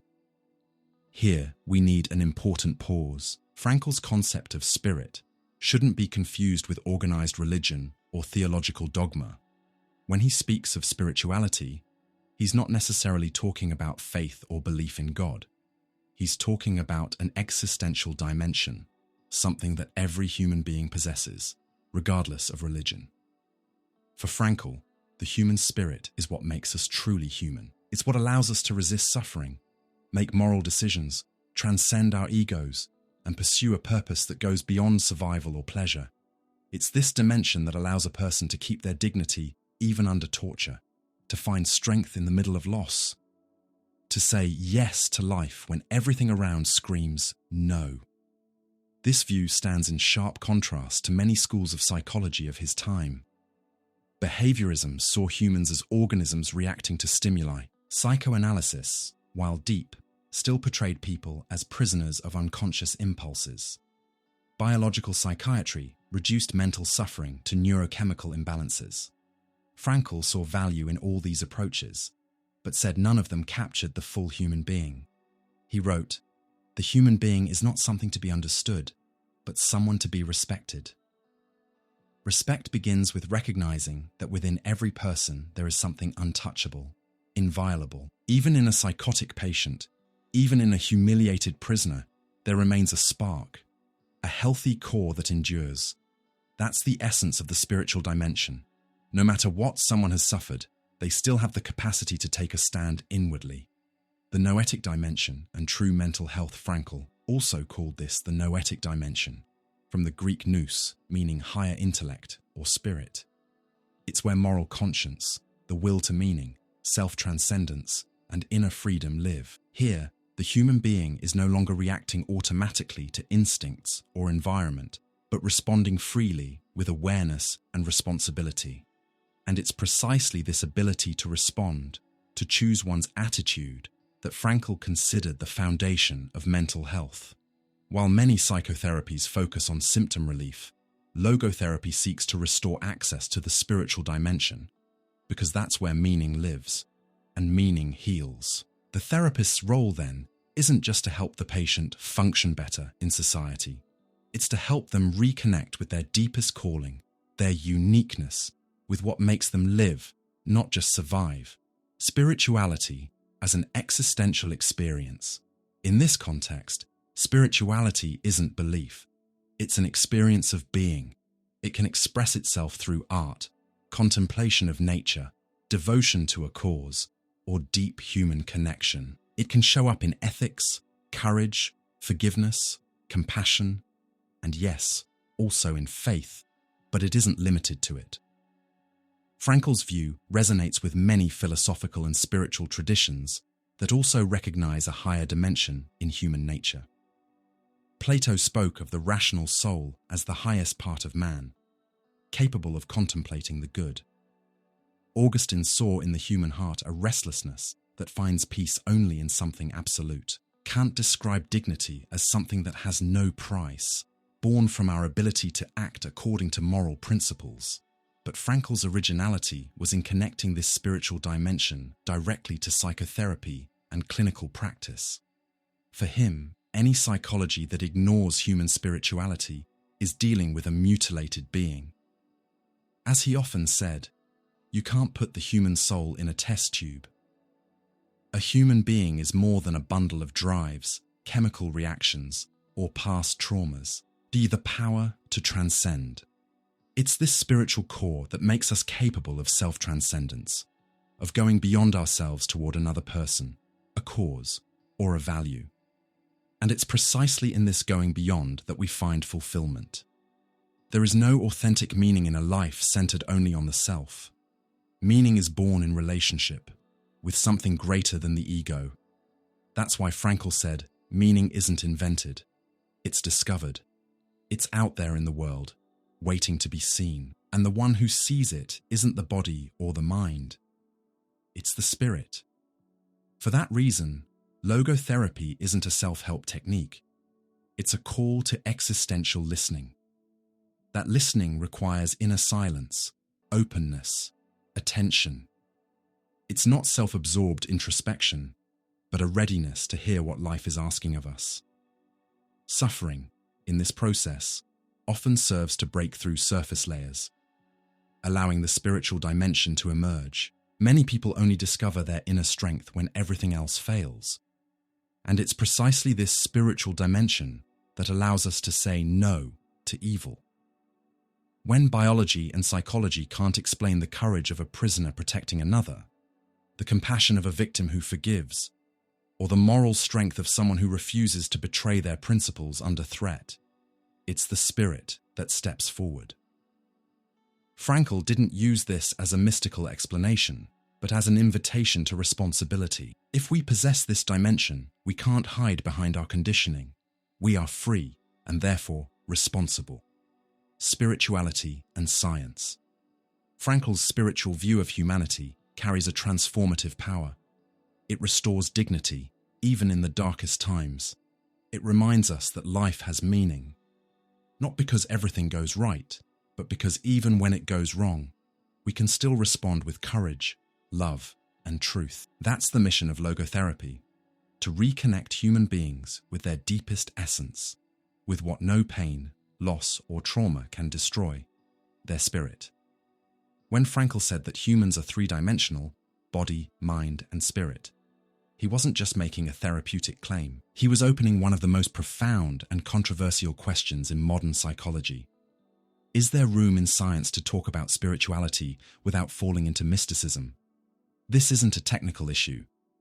It's about how we understand what it means to be human. Are we just a set of neurons, hormones, and behavioral patterns? Or is there something in us that points beyond biology and psychology toward meaning, value, and transcendence? Frankl believed there is, and that spirituality isn't about religion, but about depth. It's the ability to seek meaning, to transcend oneself, to choose freely and responsibly, even in the worst conditions. The limits of reductionism. But this vision clashes with the reductionist tendencies still dominant in parts of psychology. Many in academia treat humans as biological systems, explainable entirely by physical, genetic, and chemical laws. In that context, talking about spirit sounds to some like a return to outdated metaphysics or unverifiable mysticism. After all, how do you measure the spirit? How do you quantify transcendence? This skepticism has historical roots. Psychology, as a science, spent decades trying to free itself from religion and philosophy. To gain legitimacy, it sought rigor, objectivity, method. And in doing so, it developed powerful tools: empirical studies, reliable statistics, replicable experiments. But in that process, it risked losing sight of what can't be measured, yet is still real. How do you measure forgiveness? Faith? Courage in the face of death? The feeling of awe at a sunset, or the decision to sacrifice for love? That's where spirituality, as Frankl understood it, returns with force. Not as dogma, but as a universal human dimension, experienced even by those with no religious belief. Can spirituality be scientific? So, can we talk about spirituality in a scientific way without mysticism? Yes, if we're clear about what mysticism means. If we define it as belief in supernatural entities or revealed dogmas beyond rational scrutiny, then yes, there's a gap between that and science. But if we define it as experiences of depth, unity, or connection with something greater, even if undefined, then perhaps the line isn't so rigid. Recent studies in neuroscience, positive psychology, and psychiatry have explored the effects of spirituality on mental health, resilience, and well-being. And the results are striking. People with some form of spiritual practice, even without religion, show lower levels of depression, greater resilience, faster trauma recovery, and better physical outcomes. Practices like meditation, gratitude, forgiveness, and having a sense of purpose all show measurable psychological benefits. But what exactly are these studies proving? The existence of the spirit, or just the effects of belief and behavior on the brain? Science studies observable phenomena. It can measure hormones, brain activity, and emotions. It can correlate spiritual practices with well-being, but it can't prove the existence of a soul. And that's precisely where Frankl stands out. He never asked science to prove the spirit, only to acknowledge its signs. If we truly want to understand the human being, especially at their highest moments, we must include that dimension, even if it can't be measured. Beyond science versus faith, Frankl didn't want to replace science. He wanted it to recognize its limits and to meet the mystery of life with intellectual humility.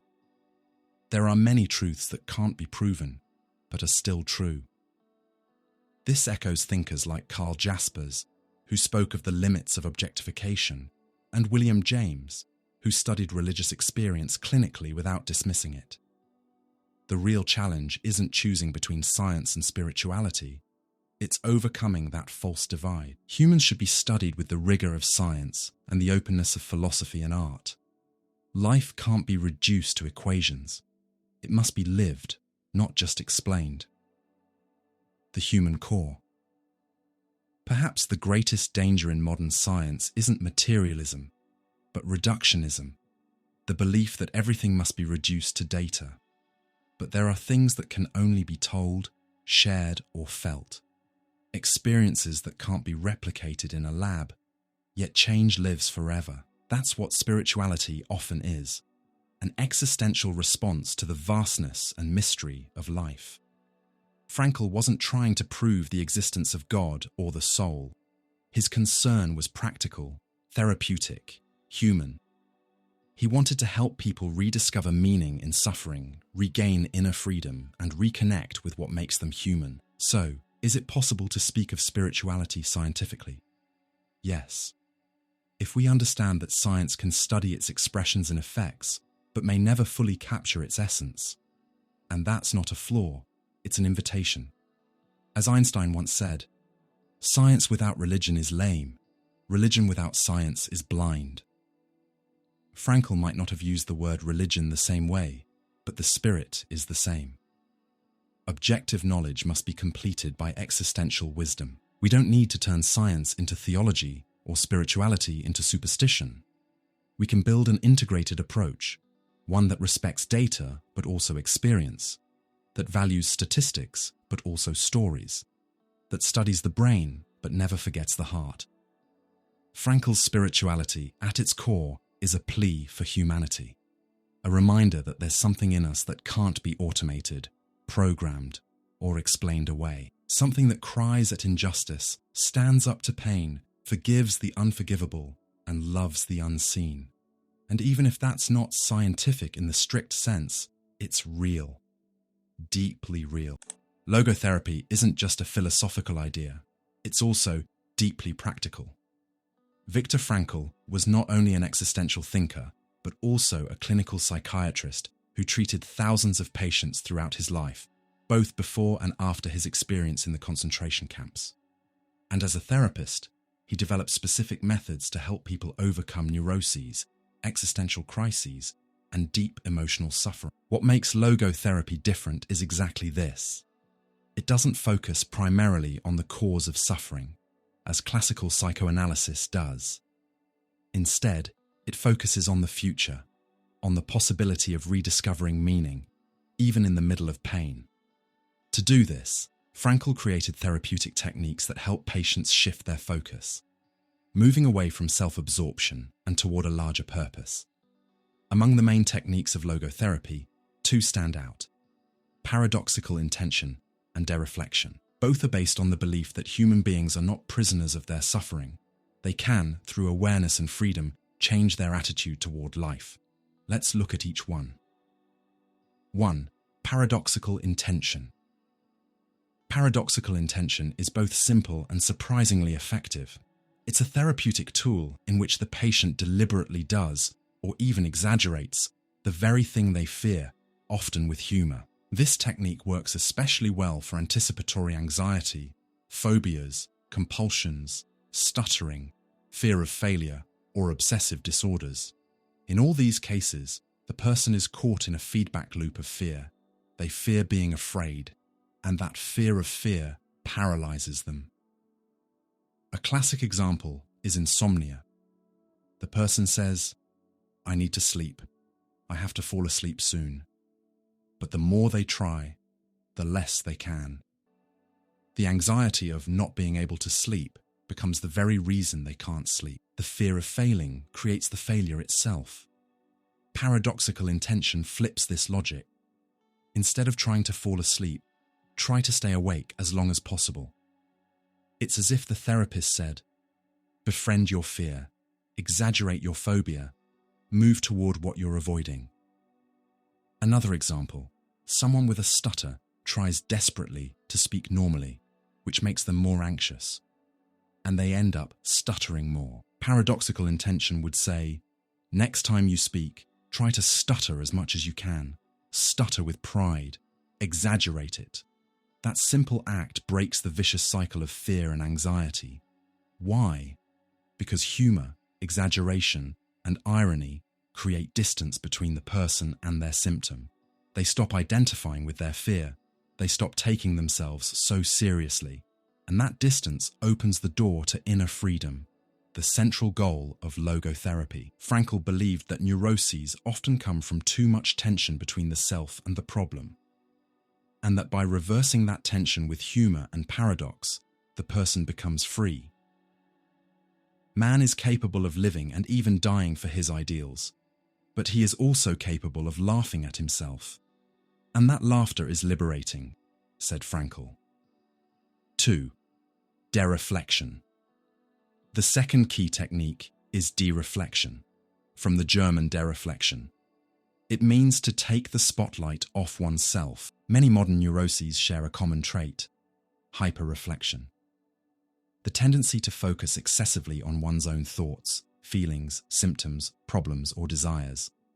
The person becomes trapped in obsessive self-observation, paralyzed by constant self-analysis. Frankl noticed that the more people focus on themselves, the more anxious and insecure they become. This psychic egocentrism is like a distorted mirror. The more you stare, the less clearly you see. Dereflection offers another path. Turn your eyes away from yourself. Look outward. Care less about how you feel, and more about what you do. Instead of chasing pleasure, devote yourself to a task. Instead of chasing self-esteem, love someone. Instead of chasing happiness directly, do something meaningful. Then happiness will come as a byproduct, not as a goal. Frankl called this self-transcendence. The idea that we fulfill ourselves only when we forget ourselves and give to something greater, a cause, a person, an art, a mission. This approach is especially effective for depression, loss of motivation, emptiness, and even relationship or sexual problems. In many cases, the root of the suffering is an excessive inward focus, a hyper-attention that suffocates spontaneity. Frankl put it simply: pleasure must be a consequence, not a goal. Happiness cannot be pursued, it must ensue. That's the core of dereflection. When you stop making yourself the center and turn toward others or toward meaning, the healing begins. Techniques that begin with meaning, not pathology. The great difference of logotherapy is that it doesn't start from illness. It starts from human potential. Instead of asking, "Why are you suffering?" logotherapy asks, "What are you living for?" Frankl knew that healing doesn't come only from explaining the past. It comes from reconnecting with a future worth living for. These techniques are tools for that, for restoring freedom, humor, and the ability to look beyond pain. They don't deny suffering. They just don't let it become the center of existence. They don't fight the symptom directly. They dissolve it through a change in attitude, from self to meaning. For Frankl, the main source of modern suffering isn't psychic conflict, as Freud thought, or social inferiority, as Adler believed. It's existential emptiness, the loss of meaning. That's why his techniques aim to free people from their inner labyrinth so they can realign with a greater purpose. This shift is both simple and revolutionary. Don't ask what you expect from life. Ask what life expects from you. That's what heals, because it reconnects us with dignity, freedom, and purpose. These techniques, paradoxical intention and dereflection, are more than clinical tools.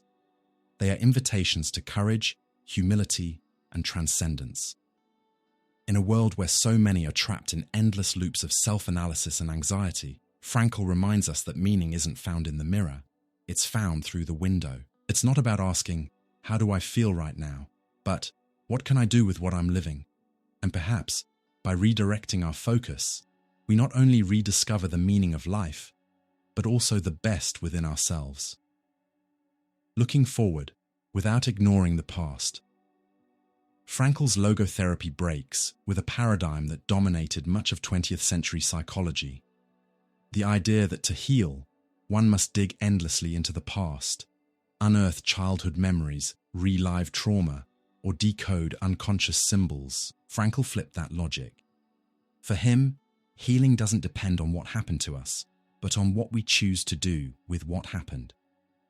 Instead of looking backward, he invites us to look forward, not to ask, "Why am I suffering?" but "What am I suffering for?" This is deeply liberating. It shifts the focus from determinism to responsibility. Instead of searching for blame, it encourages us to find meaning. Still, an important question arises. Is it really effective to prioritize meaning over causes? Or are there cases in which the past still must be faced and understood?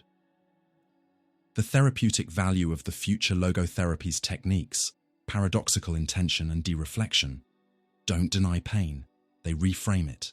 They interrupt destructive thought patterns, break anxiety loops, and restore a sense of autonomy. In many cases, especially anxiety, phobias, or mild existential distress, these methods show quick, lasting results. Thousands of clinical cases confirm that people often find real relief when they assign meaning to their pain, even if they never fully understand its roots. In extreme suffering, terminal illness, grief, loss, understanding the why of the past may matter less than learning how to live the present with dignity. Frankl knew this firsthand as a survivor of Auschwitz. He didn't ask, "Why did this happen?" or "What in my childhood led me here?" What kept him alive was the conviction that life still expected something from him, even in hell. This approach has enormous power when pain can't be avoided, but must be endured. By helping the person discover a why, it reconnects suffering with hope, despair with responsibility, emptiness with meaning. When the past demands to be heard. However, focusing only on the future isn't always enough. Some people can't just redirect their focus. Something holds them back.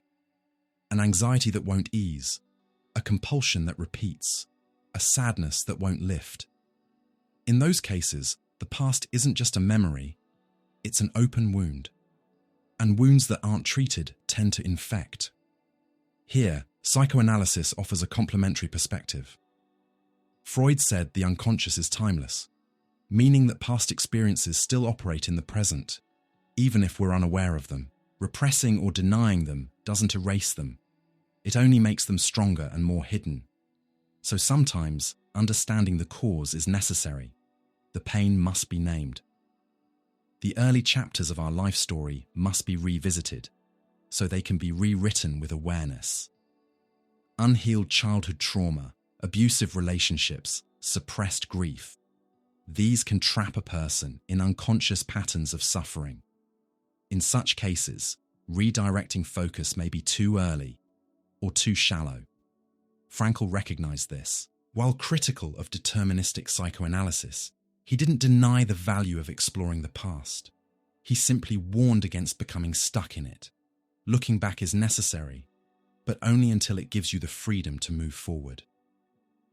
Complementary approaches.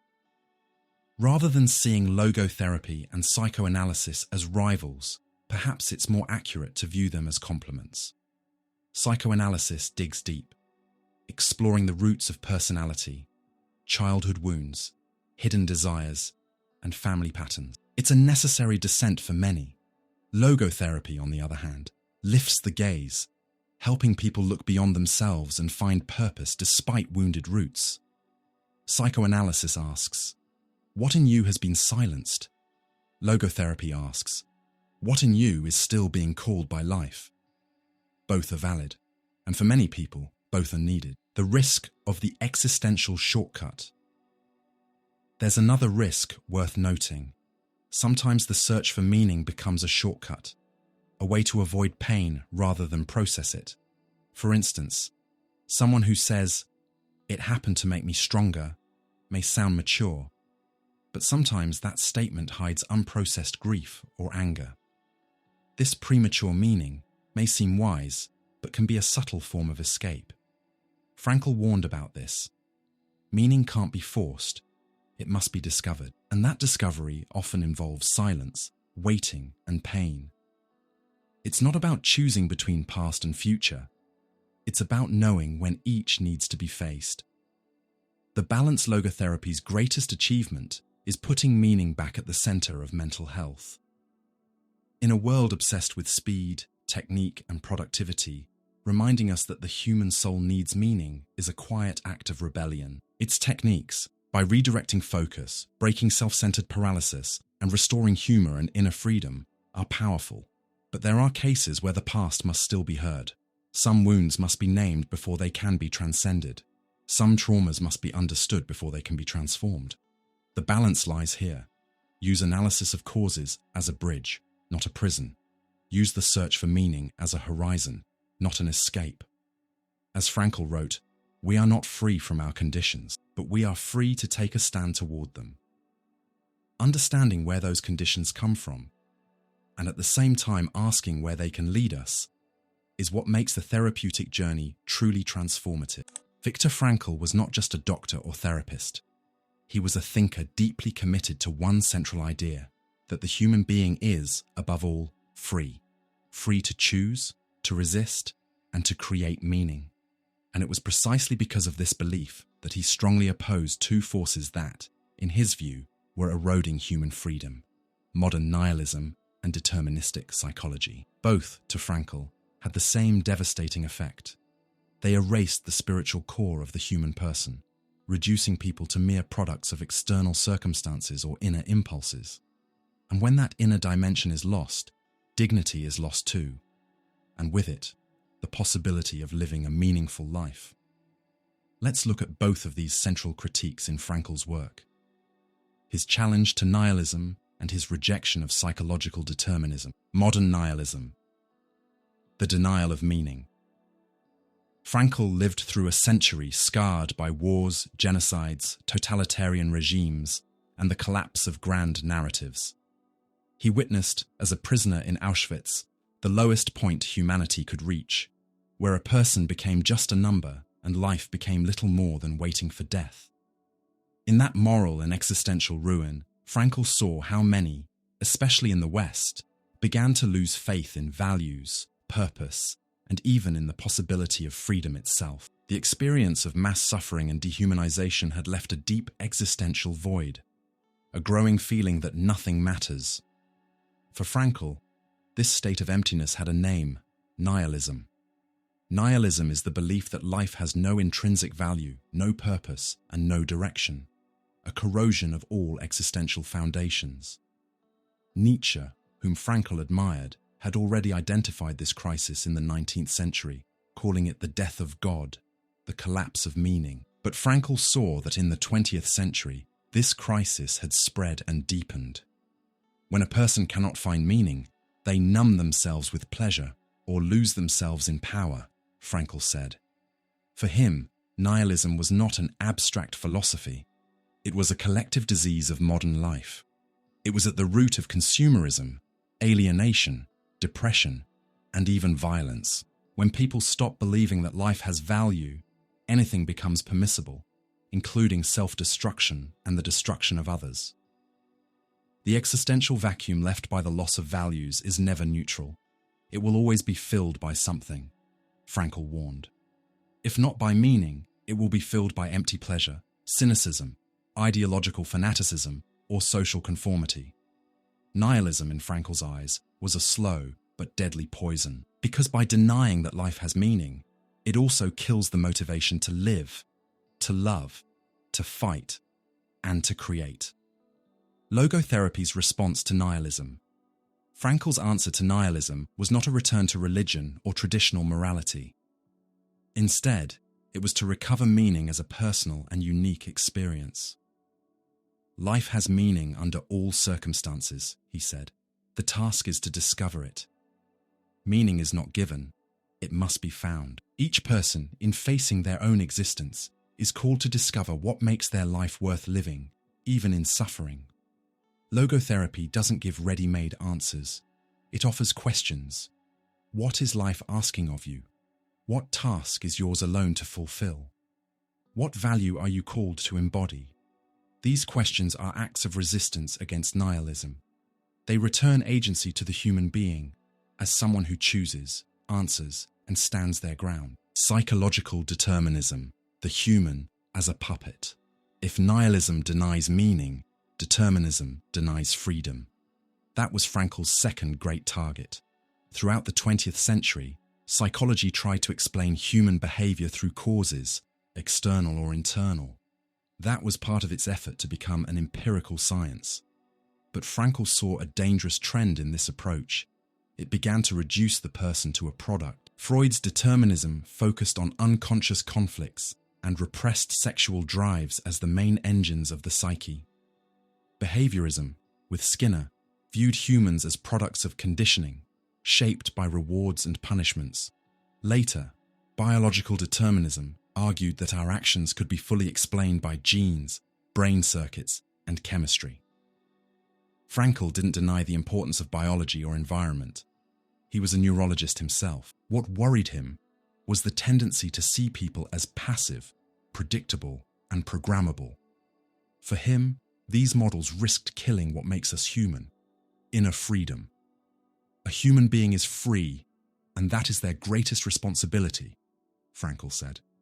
They are not puppets of drives or machines of biology. They can decide, even against themselves. He spoke from experience. In Auschwitz, he saw people become beasts, but he also saw others who preserved dignity, kindness, and humanity in the worst conditions.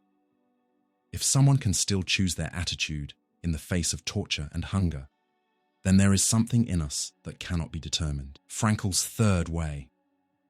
Frankl called logotherapy the third Viennese school of psychotherapy after Freud and Adler, precisely because he saw human beings as driven not by pleasure, Freud, or power, Adler, but by the search for meaning.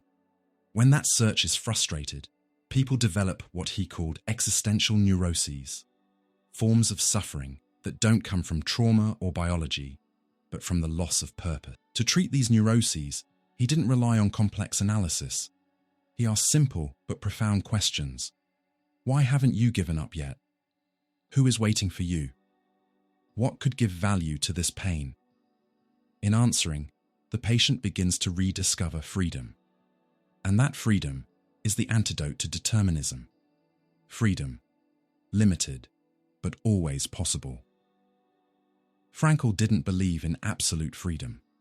He knew that we're shaped by biology, culture, history, and trauma. But being conditioned is not the same as being determined. There is always a small, sacred space where choice remains possible. He called it the freedom of attitude. Even when I cannot change what happens to me, I can still choose how I will respond. That inner choice preserves human dignity. And no deterministic psychology can erase it without dehumanizing the person. Frankl's tragic optimism. Frankl's critique of nihilism and determinism ties directly to what he called tragic optimism, the ability to say yes to life despite pain, guilt, and death. He didn't deny suffering. He embraced reality in all its difficulty.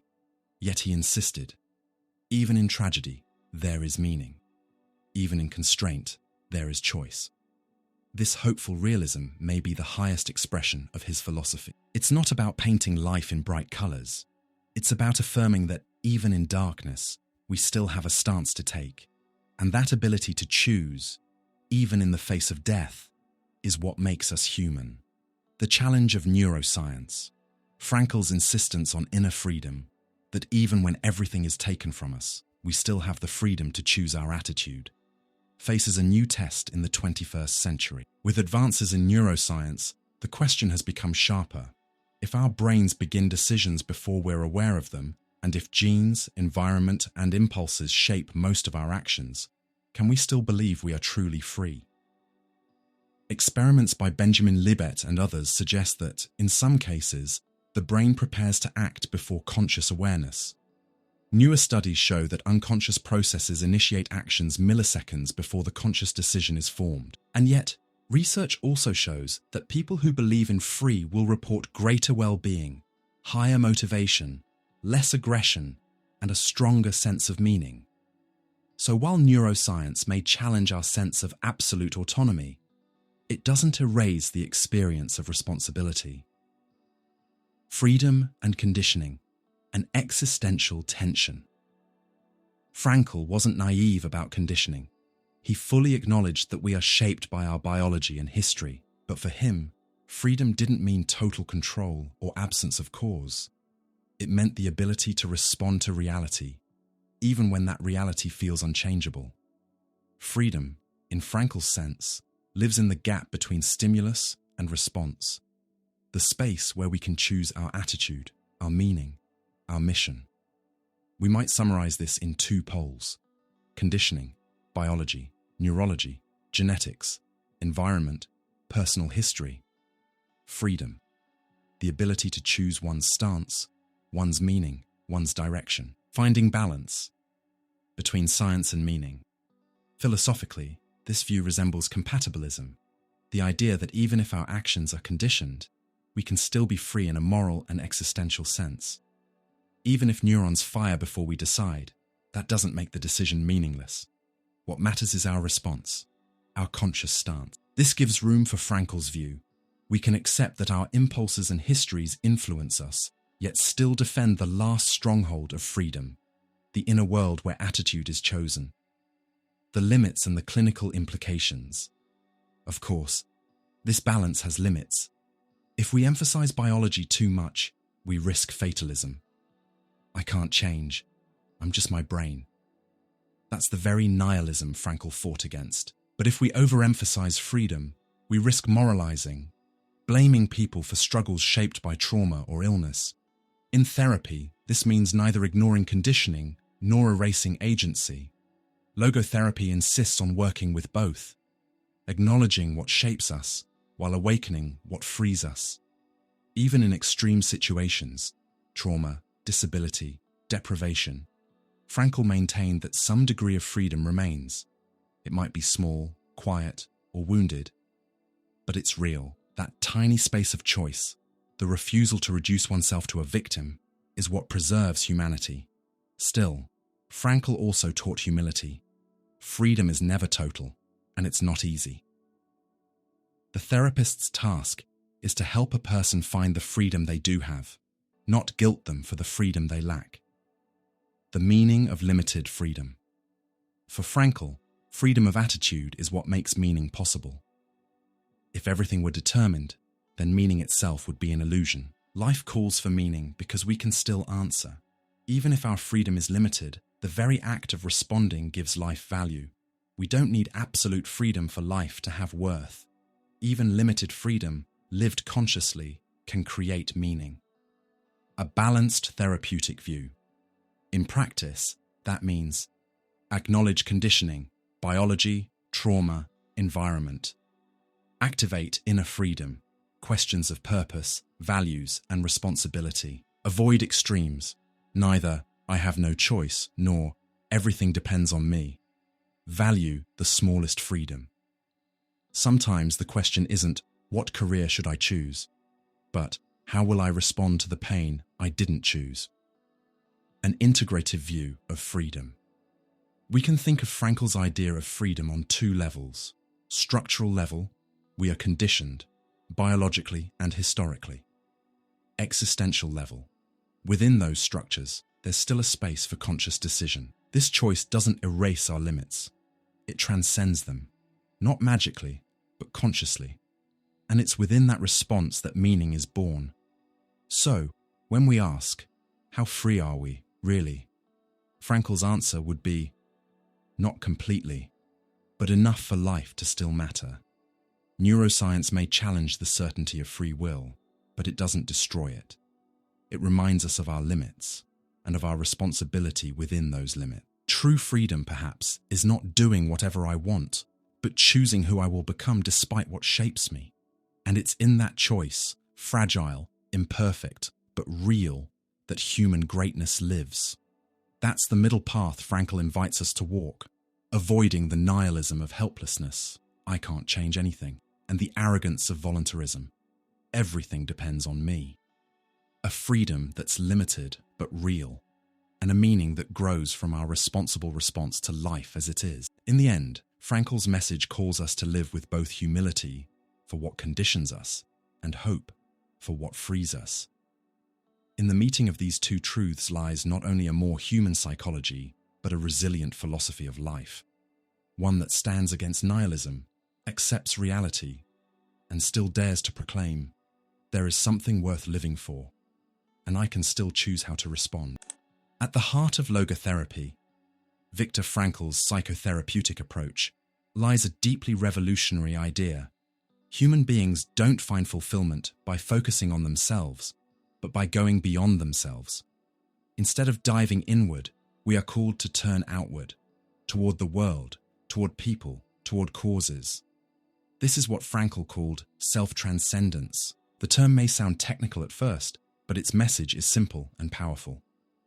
Life only has meaning when we go beyond the limits of our own self. This concept runs against much of today's popular culture, which often promotes self-realization as an inward journey. Find out who you are. Follow your inner truth. Put yourself first. Frankl proposed something far more daring. The true self is found only when it forgets itself, when it gives itself to something that transcends it. For Frankl, self-transcendence isn't a choice or an optional therapeutic technique. It's an essential feature of human existence. Human beings are, by nature, oriented beyond themselves, defined by the capacity to commit to something greater. He writes in his masterpiece, Man's Search for Meaning, man is not driven by pleasure or power as his ultimate goal. He is driven by meaning, and meaning always lies beyond himself. In a cause to serve, in a person to love, or in suffering to face with dignity. In other words, a person cannot become whole by remaining self-centered. Excessive focus on oneself leads to existential emptiness, what Frankl called neugenic neurosis, a type of suffering rooted not in trauma or repression, but in the loss of meaning. For Frankl, this outward orientation isn't a denial of individuality, but it's flowering. The more a man forgets himself, by giving himself to a cause or loving another person, the more human he becomes, and the more he actualizes himself. Self-transcendence, according to Frankl, manifests through three major existential paths. 1. Fulfilling a task or cause.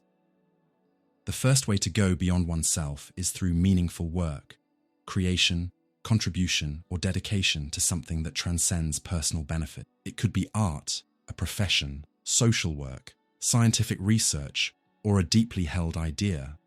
What matters is that the individual feels they are making a difference, that life isn't just about consumption or survival, but about service.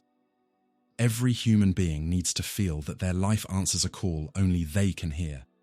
Frankl saw this as the antidote to nihilism. When life feels empty, what we need isn't pleasure or distraction, but purpose, a task that challenges and engages us completely. 2. Love for another person. The second path to self-transcendence is love. For Frankl, to truly love someone is one of the deepest ways to transcend the boundaries of the self. Through love, I see the other in their essence. I recognize and affirm their unique value, and in doing so, I forget myself. In authentic love, a person doesn't seek the other as a means of satisfaction, but as an end in themselves. This kind of relationship demands vulnerability, devotion, and commitment, values that resist the logic of instant gratification and emotional utilitarianism. Frankl also viewed love as the space where freedom reaches its full expression. It's in meeting the other that we discover reasons to live, and even to sacrifice, without losing ourselves. 3. Courage in the face of suffering. The third and perhaps hardest path to self-transcendence is finding meaning in unavoidable suffering. Frankl said that when we can't change a situation, such as terminal illness, irreversible loss, or unjust imprisonment, life can still have meaning through the way we face pain. This attitude is a form of transcendence, shifting from asking, "Why me?" to asking, "What does life expect of me now?" He lived this truth in the concentration camps. He saw people collapse into despair and others preserve their dignity. Even without food, freedom, or hope, everything can be taken from a man, except the freedom to choose his attitude in any given set of circumstances. That choice is self-transcendence in its purest form. It's important to note that Frankl never called for self-annihilation or blind self-sacrifice. Self-transcendence doesn't mean becoming a servant to others or denying one's needs. On the contrary, it's the path to true self-realization, achieved only when the self turns outward. It's a fruitful paradox. The more I focus only on myself, the emptier I feel. The more I give myself to something greater, the stronger I become. This logic sits at the core of logotherapy. The therapist doesn't ask the patient to understand themselves better, but to discover for whom or for what they live. The goal isn't endless introspection, but engagement with life. Frankl rejected the idea of a universal or fixed meaning of life. For him, meaning is unique, unrepeatable, and changes over time. Life asks questions, and it's up to us to respond. But the answer is never self-centered. Meaning isn't found by asking, "Who am I?" but rather, "What is being asked of me right now?" Man is a being in pursuit, Frankl said. He understands himself only by reaching beyond himself. That projection can take many forms: a child, a work of art, a friendship, a social cause, a faith, a responsibility, but it always requires us to step out of our small private universe. Self-transcendence isn't just a philosophical idea. It has direct implications for real life and mental health. Frankl noticed that many cases of depression, anxiety, boredom, or deep lack of motivation stem from the absence of an outside purpose. When people are locked inside themselves, obsessed with their feelings, happiness, or comfort, they lose touch with the living world. When the focus shifts, when someone finds something or someone worth living for, symptoms often fade, not because they've been cured, but because they've been decentered. Frankl called this existential defocusing. Self-transcendence allows life to regain depth and direction. And it can begin with small acts: helping someone, taking responsibility, learning something new, contributing to a shared goal. Self-transcendence doesn't require heroism, but it does require a decision. Philosophical reflection. Is self-transcendence religious or universal? When Frankl says that we fulfill ourselves by going beyond ourselves, toward a cause, a person, or something that transcends the ego, he touches ideas often associated with religious or moral traditions that praise generosity, sacrifice, and devotion. This raises two objections. Isn't this view moralistic, demanding too much self-sacrifice? Does it exclude lives centered on individual pleasure and well-being? And further, does self-transcendence require religious faith, or can there be an atheistic form of it? 1. Self-transcendence and the religious dimension. Many logotherapy scholars describe self-transcendence as a spiritual dimension of the human being, not necessarily in a religious sense, but as an openness to something beyond the self. Turning toward a cause, a friend, or a mission resembles the religious impulse, the sense that something greater calls us. It's natural, then, that critics see in self-transcendence a softened form of religiosity or elevated altruism. You find yourself by giving yourself. Personal pleasure is secondary. Meaning lies in a greater good. Frankl himself recognized a spiritual dimension, a consciousness that rises above biological or psychological limits. In that sense, self-transcendence isn't about hedonism or egoism, but about commitment, responsibility, and purpose. 2. Can meaning come through pleasure? A fair criticism asks, what about a life centered on pleasure, leisure, relationships, experiences? Does that make it meaningless? Frankl's answer is nuanced. No. Pleasure and self-fulfillment aren't excluded. But yes, they can become shallow if they exist only for themselves. Meaning, he said, doesn't come from I feel good, but from I do good, or I exist for more than myself. Pleasure, when pursued as the only goal, fades quickly. Meaning gives it direction. Frankl saw 3 possible life orientations. A life centered on pleasure. I want to feel good. A life centered on power. I want to prove myself. A life centered on meaning. I exist for something or someone beyond me. Self-transcendence belongs to this third level, not denying the first 2, but integrating them into a higher dimension where pleasure and self-growth are real, but not ultimate. 3. The possibility of atheistic self-transcendence.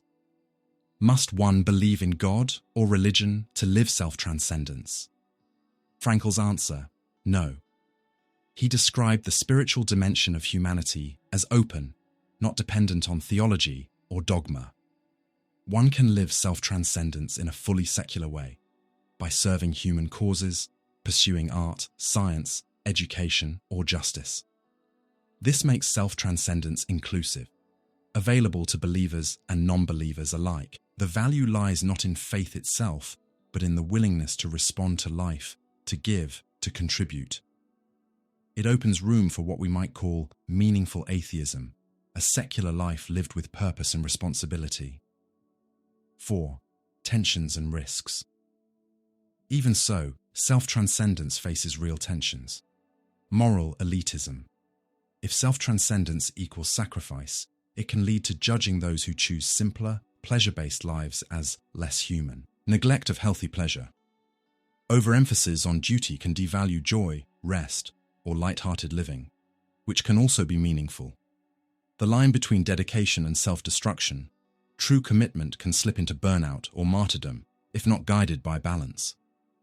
Difficulty finding one's cause. Many struggle to identify a higher purpose, which can lead to frustration or renewed emptiness. 5. Integrating pleasure, growth, and transcendence. Perhaps the most balanced view is to see self-transcendence not as a rejection of pleasure or self-realization, but as their integration into a mature life. Healthy pleasure is valid, personal growth is valid, but deep meaning arises when there's something beyond. Another person, a cause, a mission. A self-transcendent life can combine all three. Like an artist who loves creating, grows through their art, and contributes beauty to others. It's not either I seek pleasure or I sacrifice myself. It's I live and I give. 6. Practical implications today. In a world driven by individualism, consumerism, and constant anxiety, Frankl's self-transcendence offers a rescue route, a way to give life meaning beyond I want more. For atheists or secular thinkers, it's especially relevant. It shows that meaning can be found in the human and the earthly, without metaphysics. To live that, we might engage in concrete causes. What can I do that matters? Cultivate deep relationships that move beyond superficiality. Reflect on legacy. What will I leave for others? Accept that meaning isn't given. It's discovered, built, and lived. 7. Self-transcendence as an open paradigm. In short, Frankl's idea of self-transcendence doesn't exclude lives centered on pleasure. It simply says that pleasure alone isn't enough for depth. The most enduring meaning arises when there's something beyond the self. And yes, it's possible to live self-transcendence without theism. A secular life devoted to human ideals can be just as transcendent. Frankl leaves us with one essential question. What is worth going beyond yourself for? And the freedom to answer that question, to choose a why, is for him the essence of being human. Whether you are religious or not, the core issue remains. Are you living for something, or only for yourself? Self-transcendence doesn't require dogma. It requires responsibility. It doesn't demand total renunciation. It demands direction. And in choosing direction, we choose meaning. Viktor Frankl, 1905 to 1997, was not just an influential psychotherapist, he was a living bridge between psychology and philosophy. His work crossed the boundaries of clinical practice and entered the realms of ethics, philosophical anthropology, and existential reflection. By founding logotherapy, known as the Third Viennese School of Psychotherapy, after Freud and Adler, Frankl offered not only a new clinical method but also a new vision of the human being, as a creature essentially oriented toward meaning. His thought was deeply shaped by rich philosophical influences, especially Søren Kierkegaard, Friedrich Nietzsche, and 20th century existentialists such as Jean-Paul Sartre, Martin Heidegger, and Karl Jaspers. Yet Frankl didn't simply repeat their ideas. He lived them, tested them, and reshaped them in the harshest arena imaginable, the Nazi concentration camps. That experience, which gave rise to his masterpiece, Man's Search for Meaning, original title, Ein Psycholog erlebt das Konzentrationslager, 1946, made his philosophy not just an abstract reflection on existence, but a concrete response to the most brutal situations of the human condition. A psychology with a soul, the legacy of logotherapy. Frankl's first great legacy is, without a doubt, logotherapy.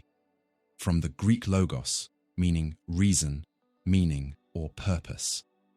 Unlike therapies focused on pleasure, Freudian psychoanalysis, or power, Adler's individual psychology, logotherapy starts from a different premise. The deepest drive in human beings is not the will to pleasure or power, but the will to meaning.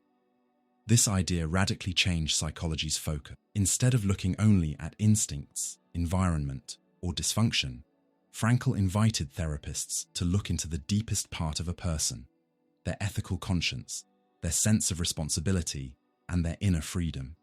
Here, Frankl's thinking goes far beyond psychology. By emphasizing freedom, responsibility, and transcendence, he restored to psychotherapy the philosophical and spiritual dimension that much of 20th century science had pushed aside in favor of mechanical or deterministic models of the mind. The influence of Kierkegaard. Anxiety and decision. Frankl openly acknowledged Søren Kierkegaard as one of his major influences. The Danish philosopher, often called the father of existentialism, wrote profoundly about existential anxiety, freedom, and individual responsibility. For Kierkegaard, human beings live in tension between possibility and reality, finitude and infinity, despair and faith. Frankl adopted this view of anxiety not as something pathological, but as a natural expression of freedom. He wrote, "Anxiety is the price of freedom." For both Kierkegaard and Frankl, a person is not only what they are, but what they can still become. And that possibility demands choice, decision, and engagement. Personal responsibility is inescapable. Nietzsche and the idea of overcoming Friedrich Nietzsche also played a crucial role in Frankl's thought, especially through the phrase he often quoted, "He who has a why to live can bear almost any how. Wer ein Warum zum Leben hat, erträgt fast jedes Wie." That line runs through all of Frankl's work.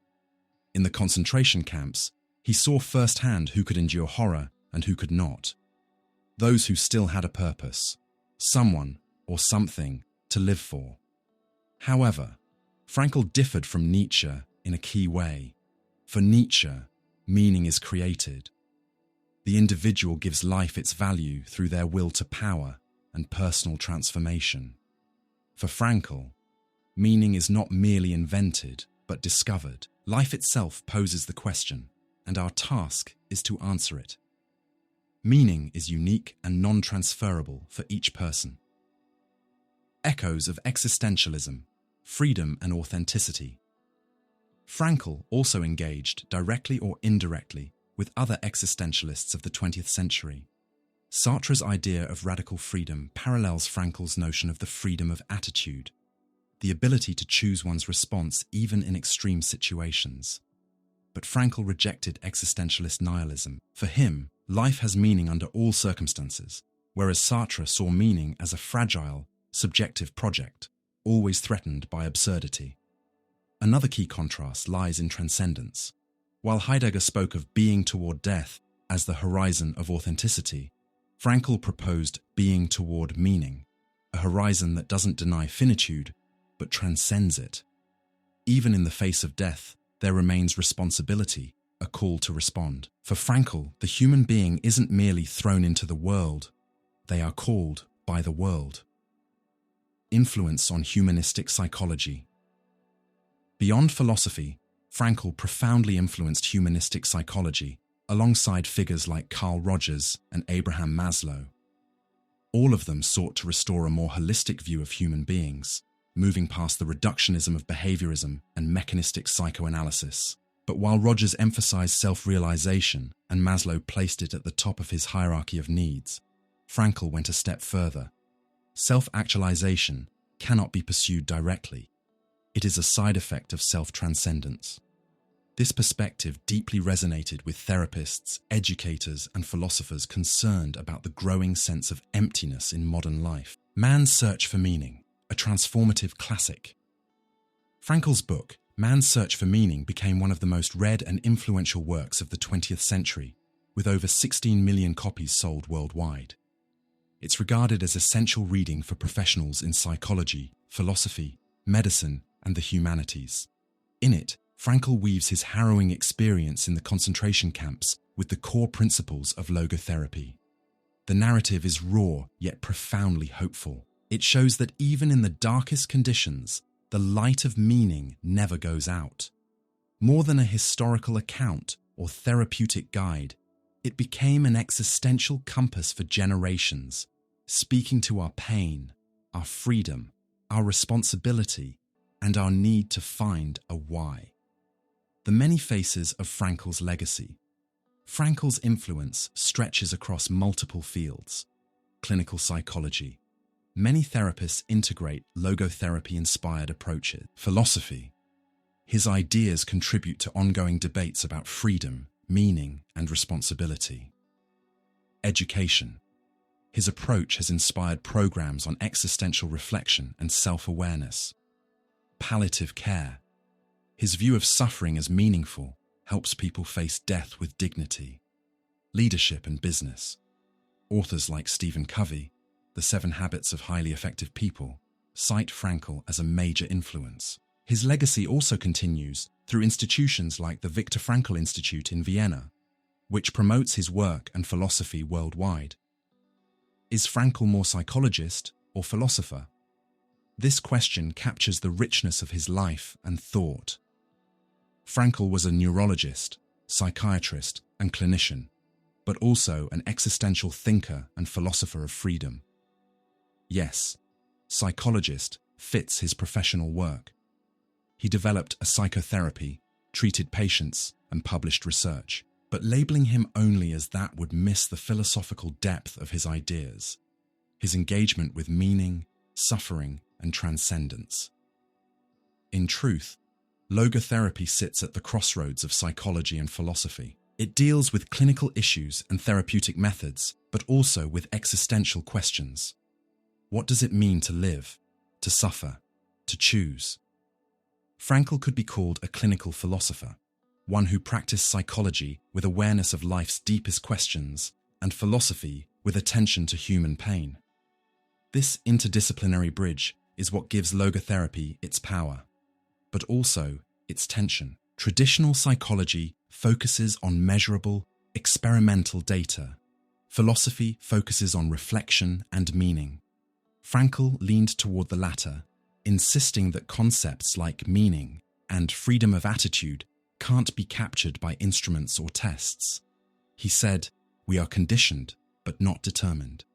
And that not determined, that small space of freedom, is the purest philosophical core of his work. Universal message. Historical roots. Was logotherapy specific to post-war Europe? In part, yes. Frankl's worldview was shaped by his historical context.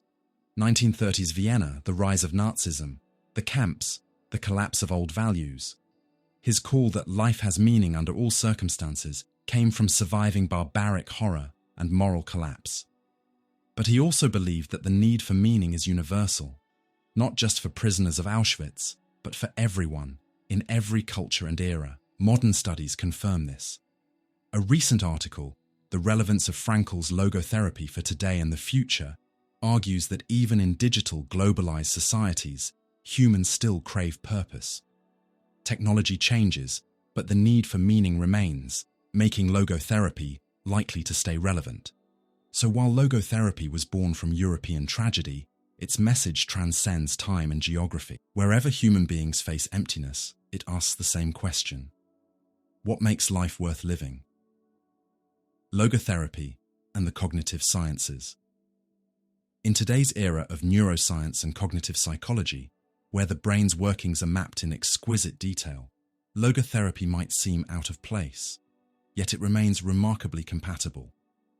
Some studies show that meaning-centered therapy can complement cognitive behavioral therapy, CBT, and other evidence-based approaches. One article notes, logotherapy is a meaning-centered approach compatible with CBT, and its principles can enhance therapeutic effectiveness.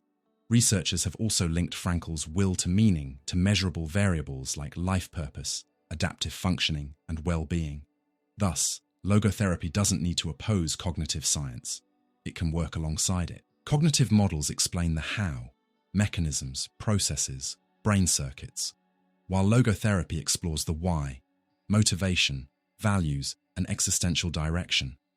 Rather than rivals, they can be partners. Logotherapy adds depth where purely technical therapies often stop, reminding us to ask, why does this person suffer? What is life asking of them? Of course, challenges remain. Critics argue that logotherapy is less scientific in a narrow sense. Its concepts like will to meaning or spiritual dimension are hard to quantify. But even if it doesn't fit into laboratory models, it continues to illuminate what statistics alone can't measure: the human search for purpose.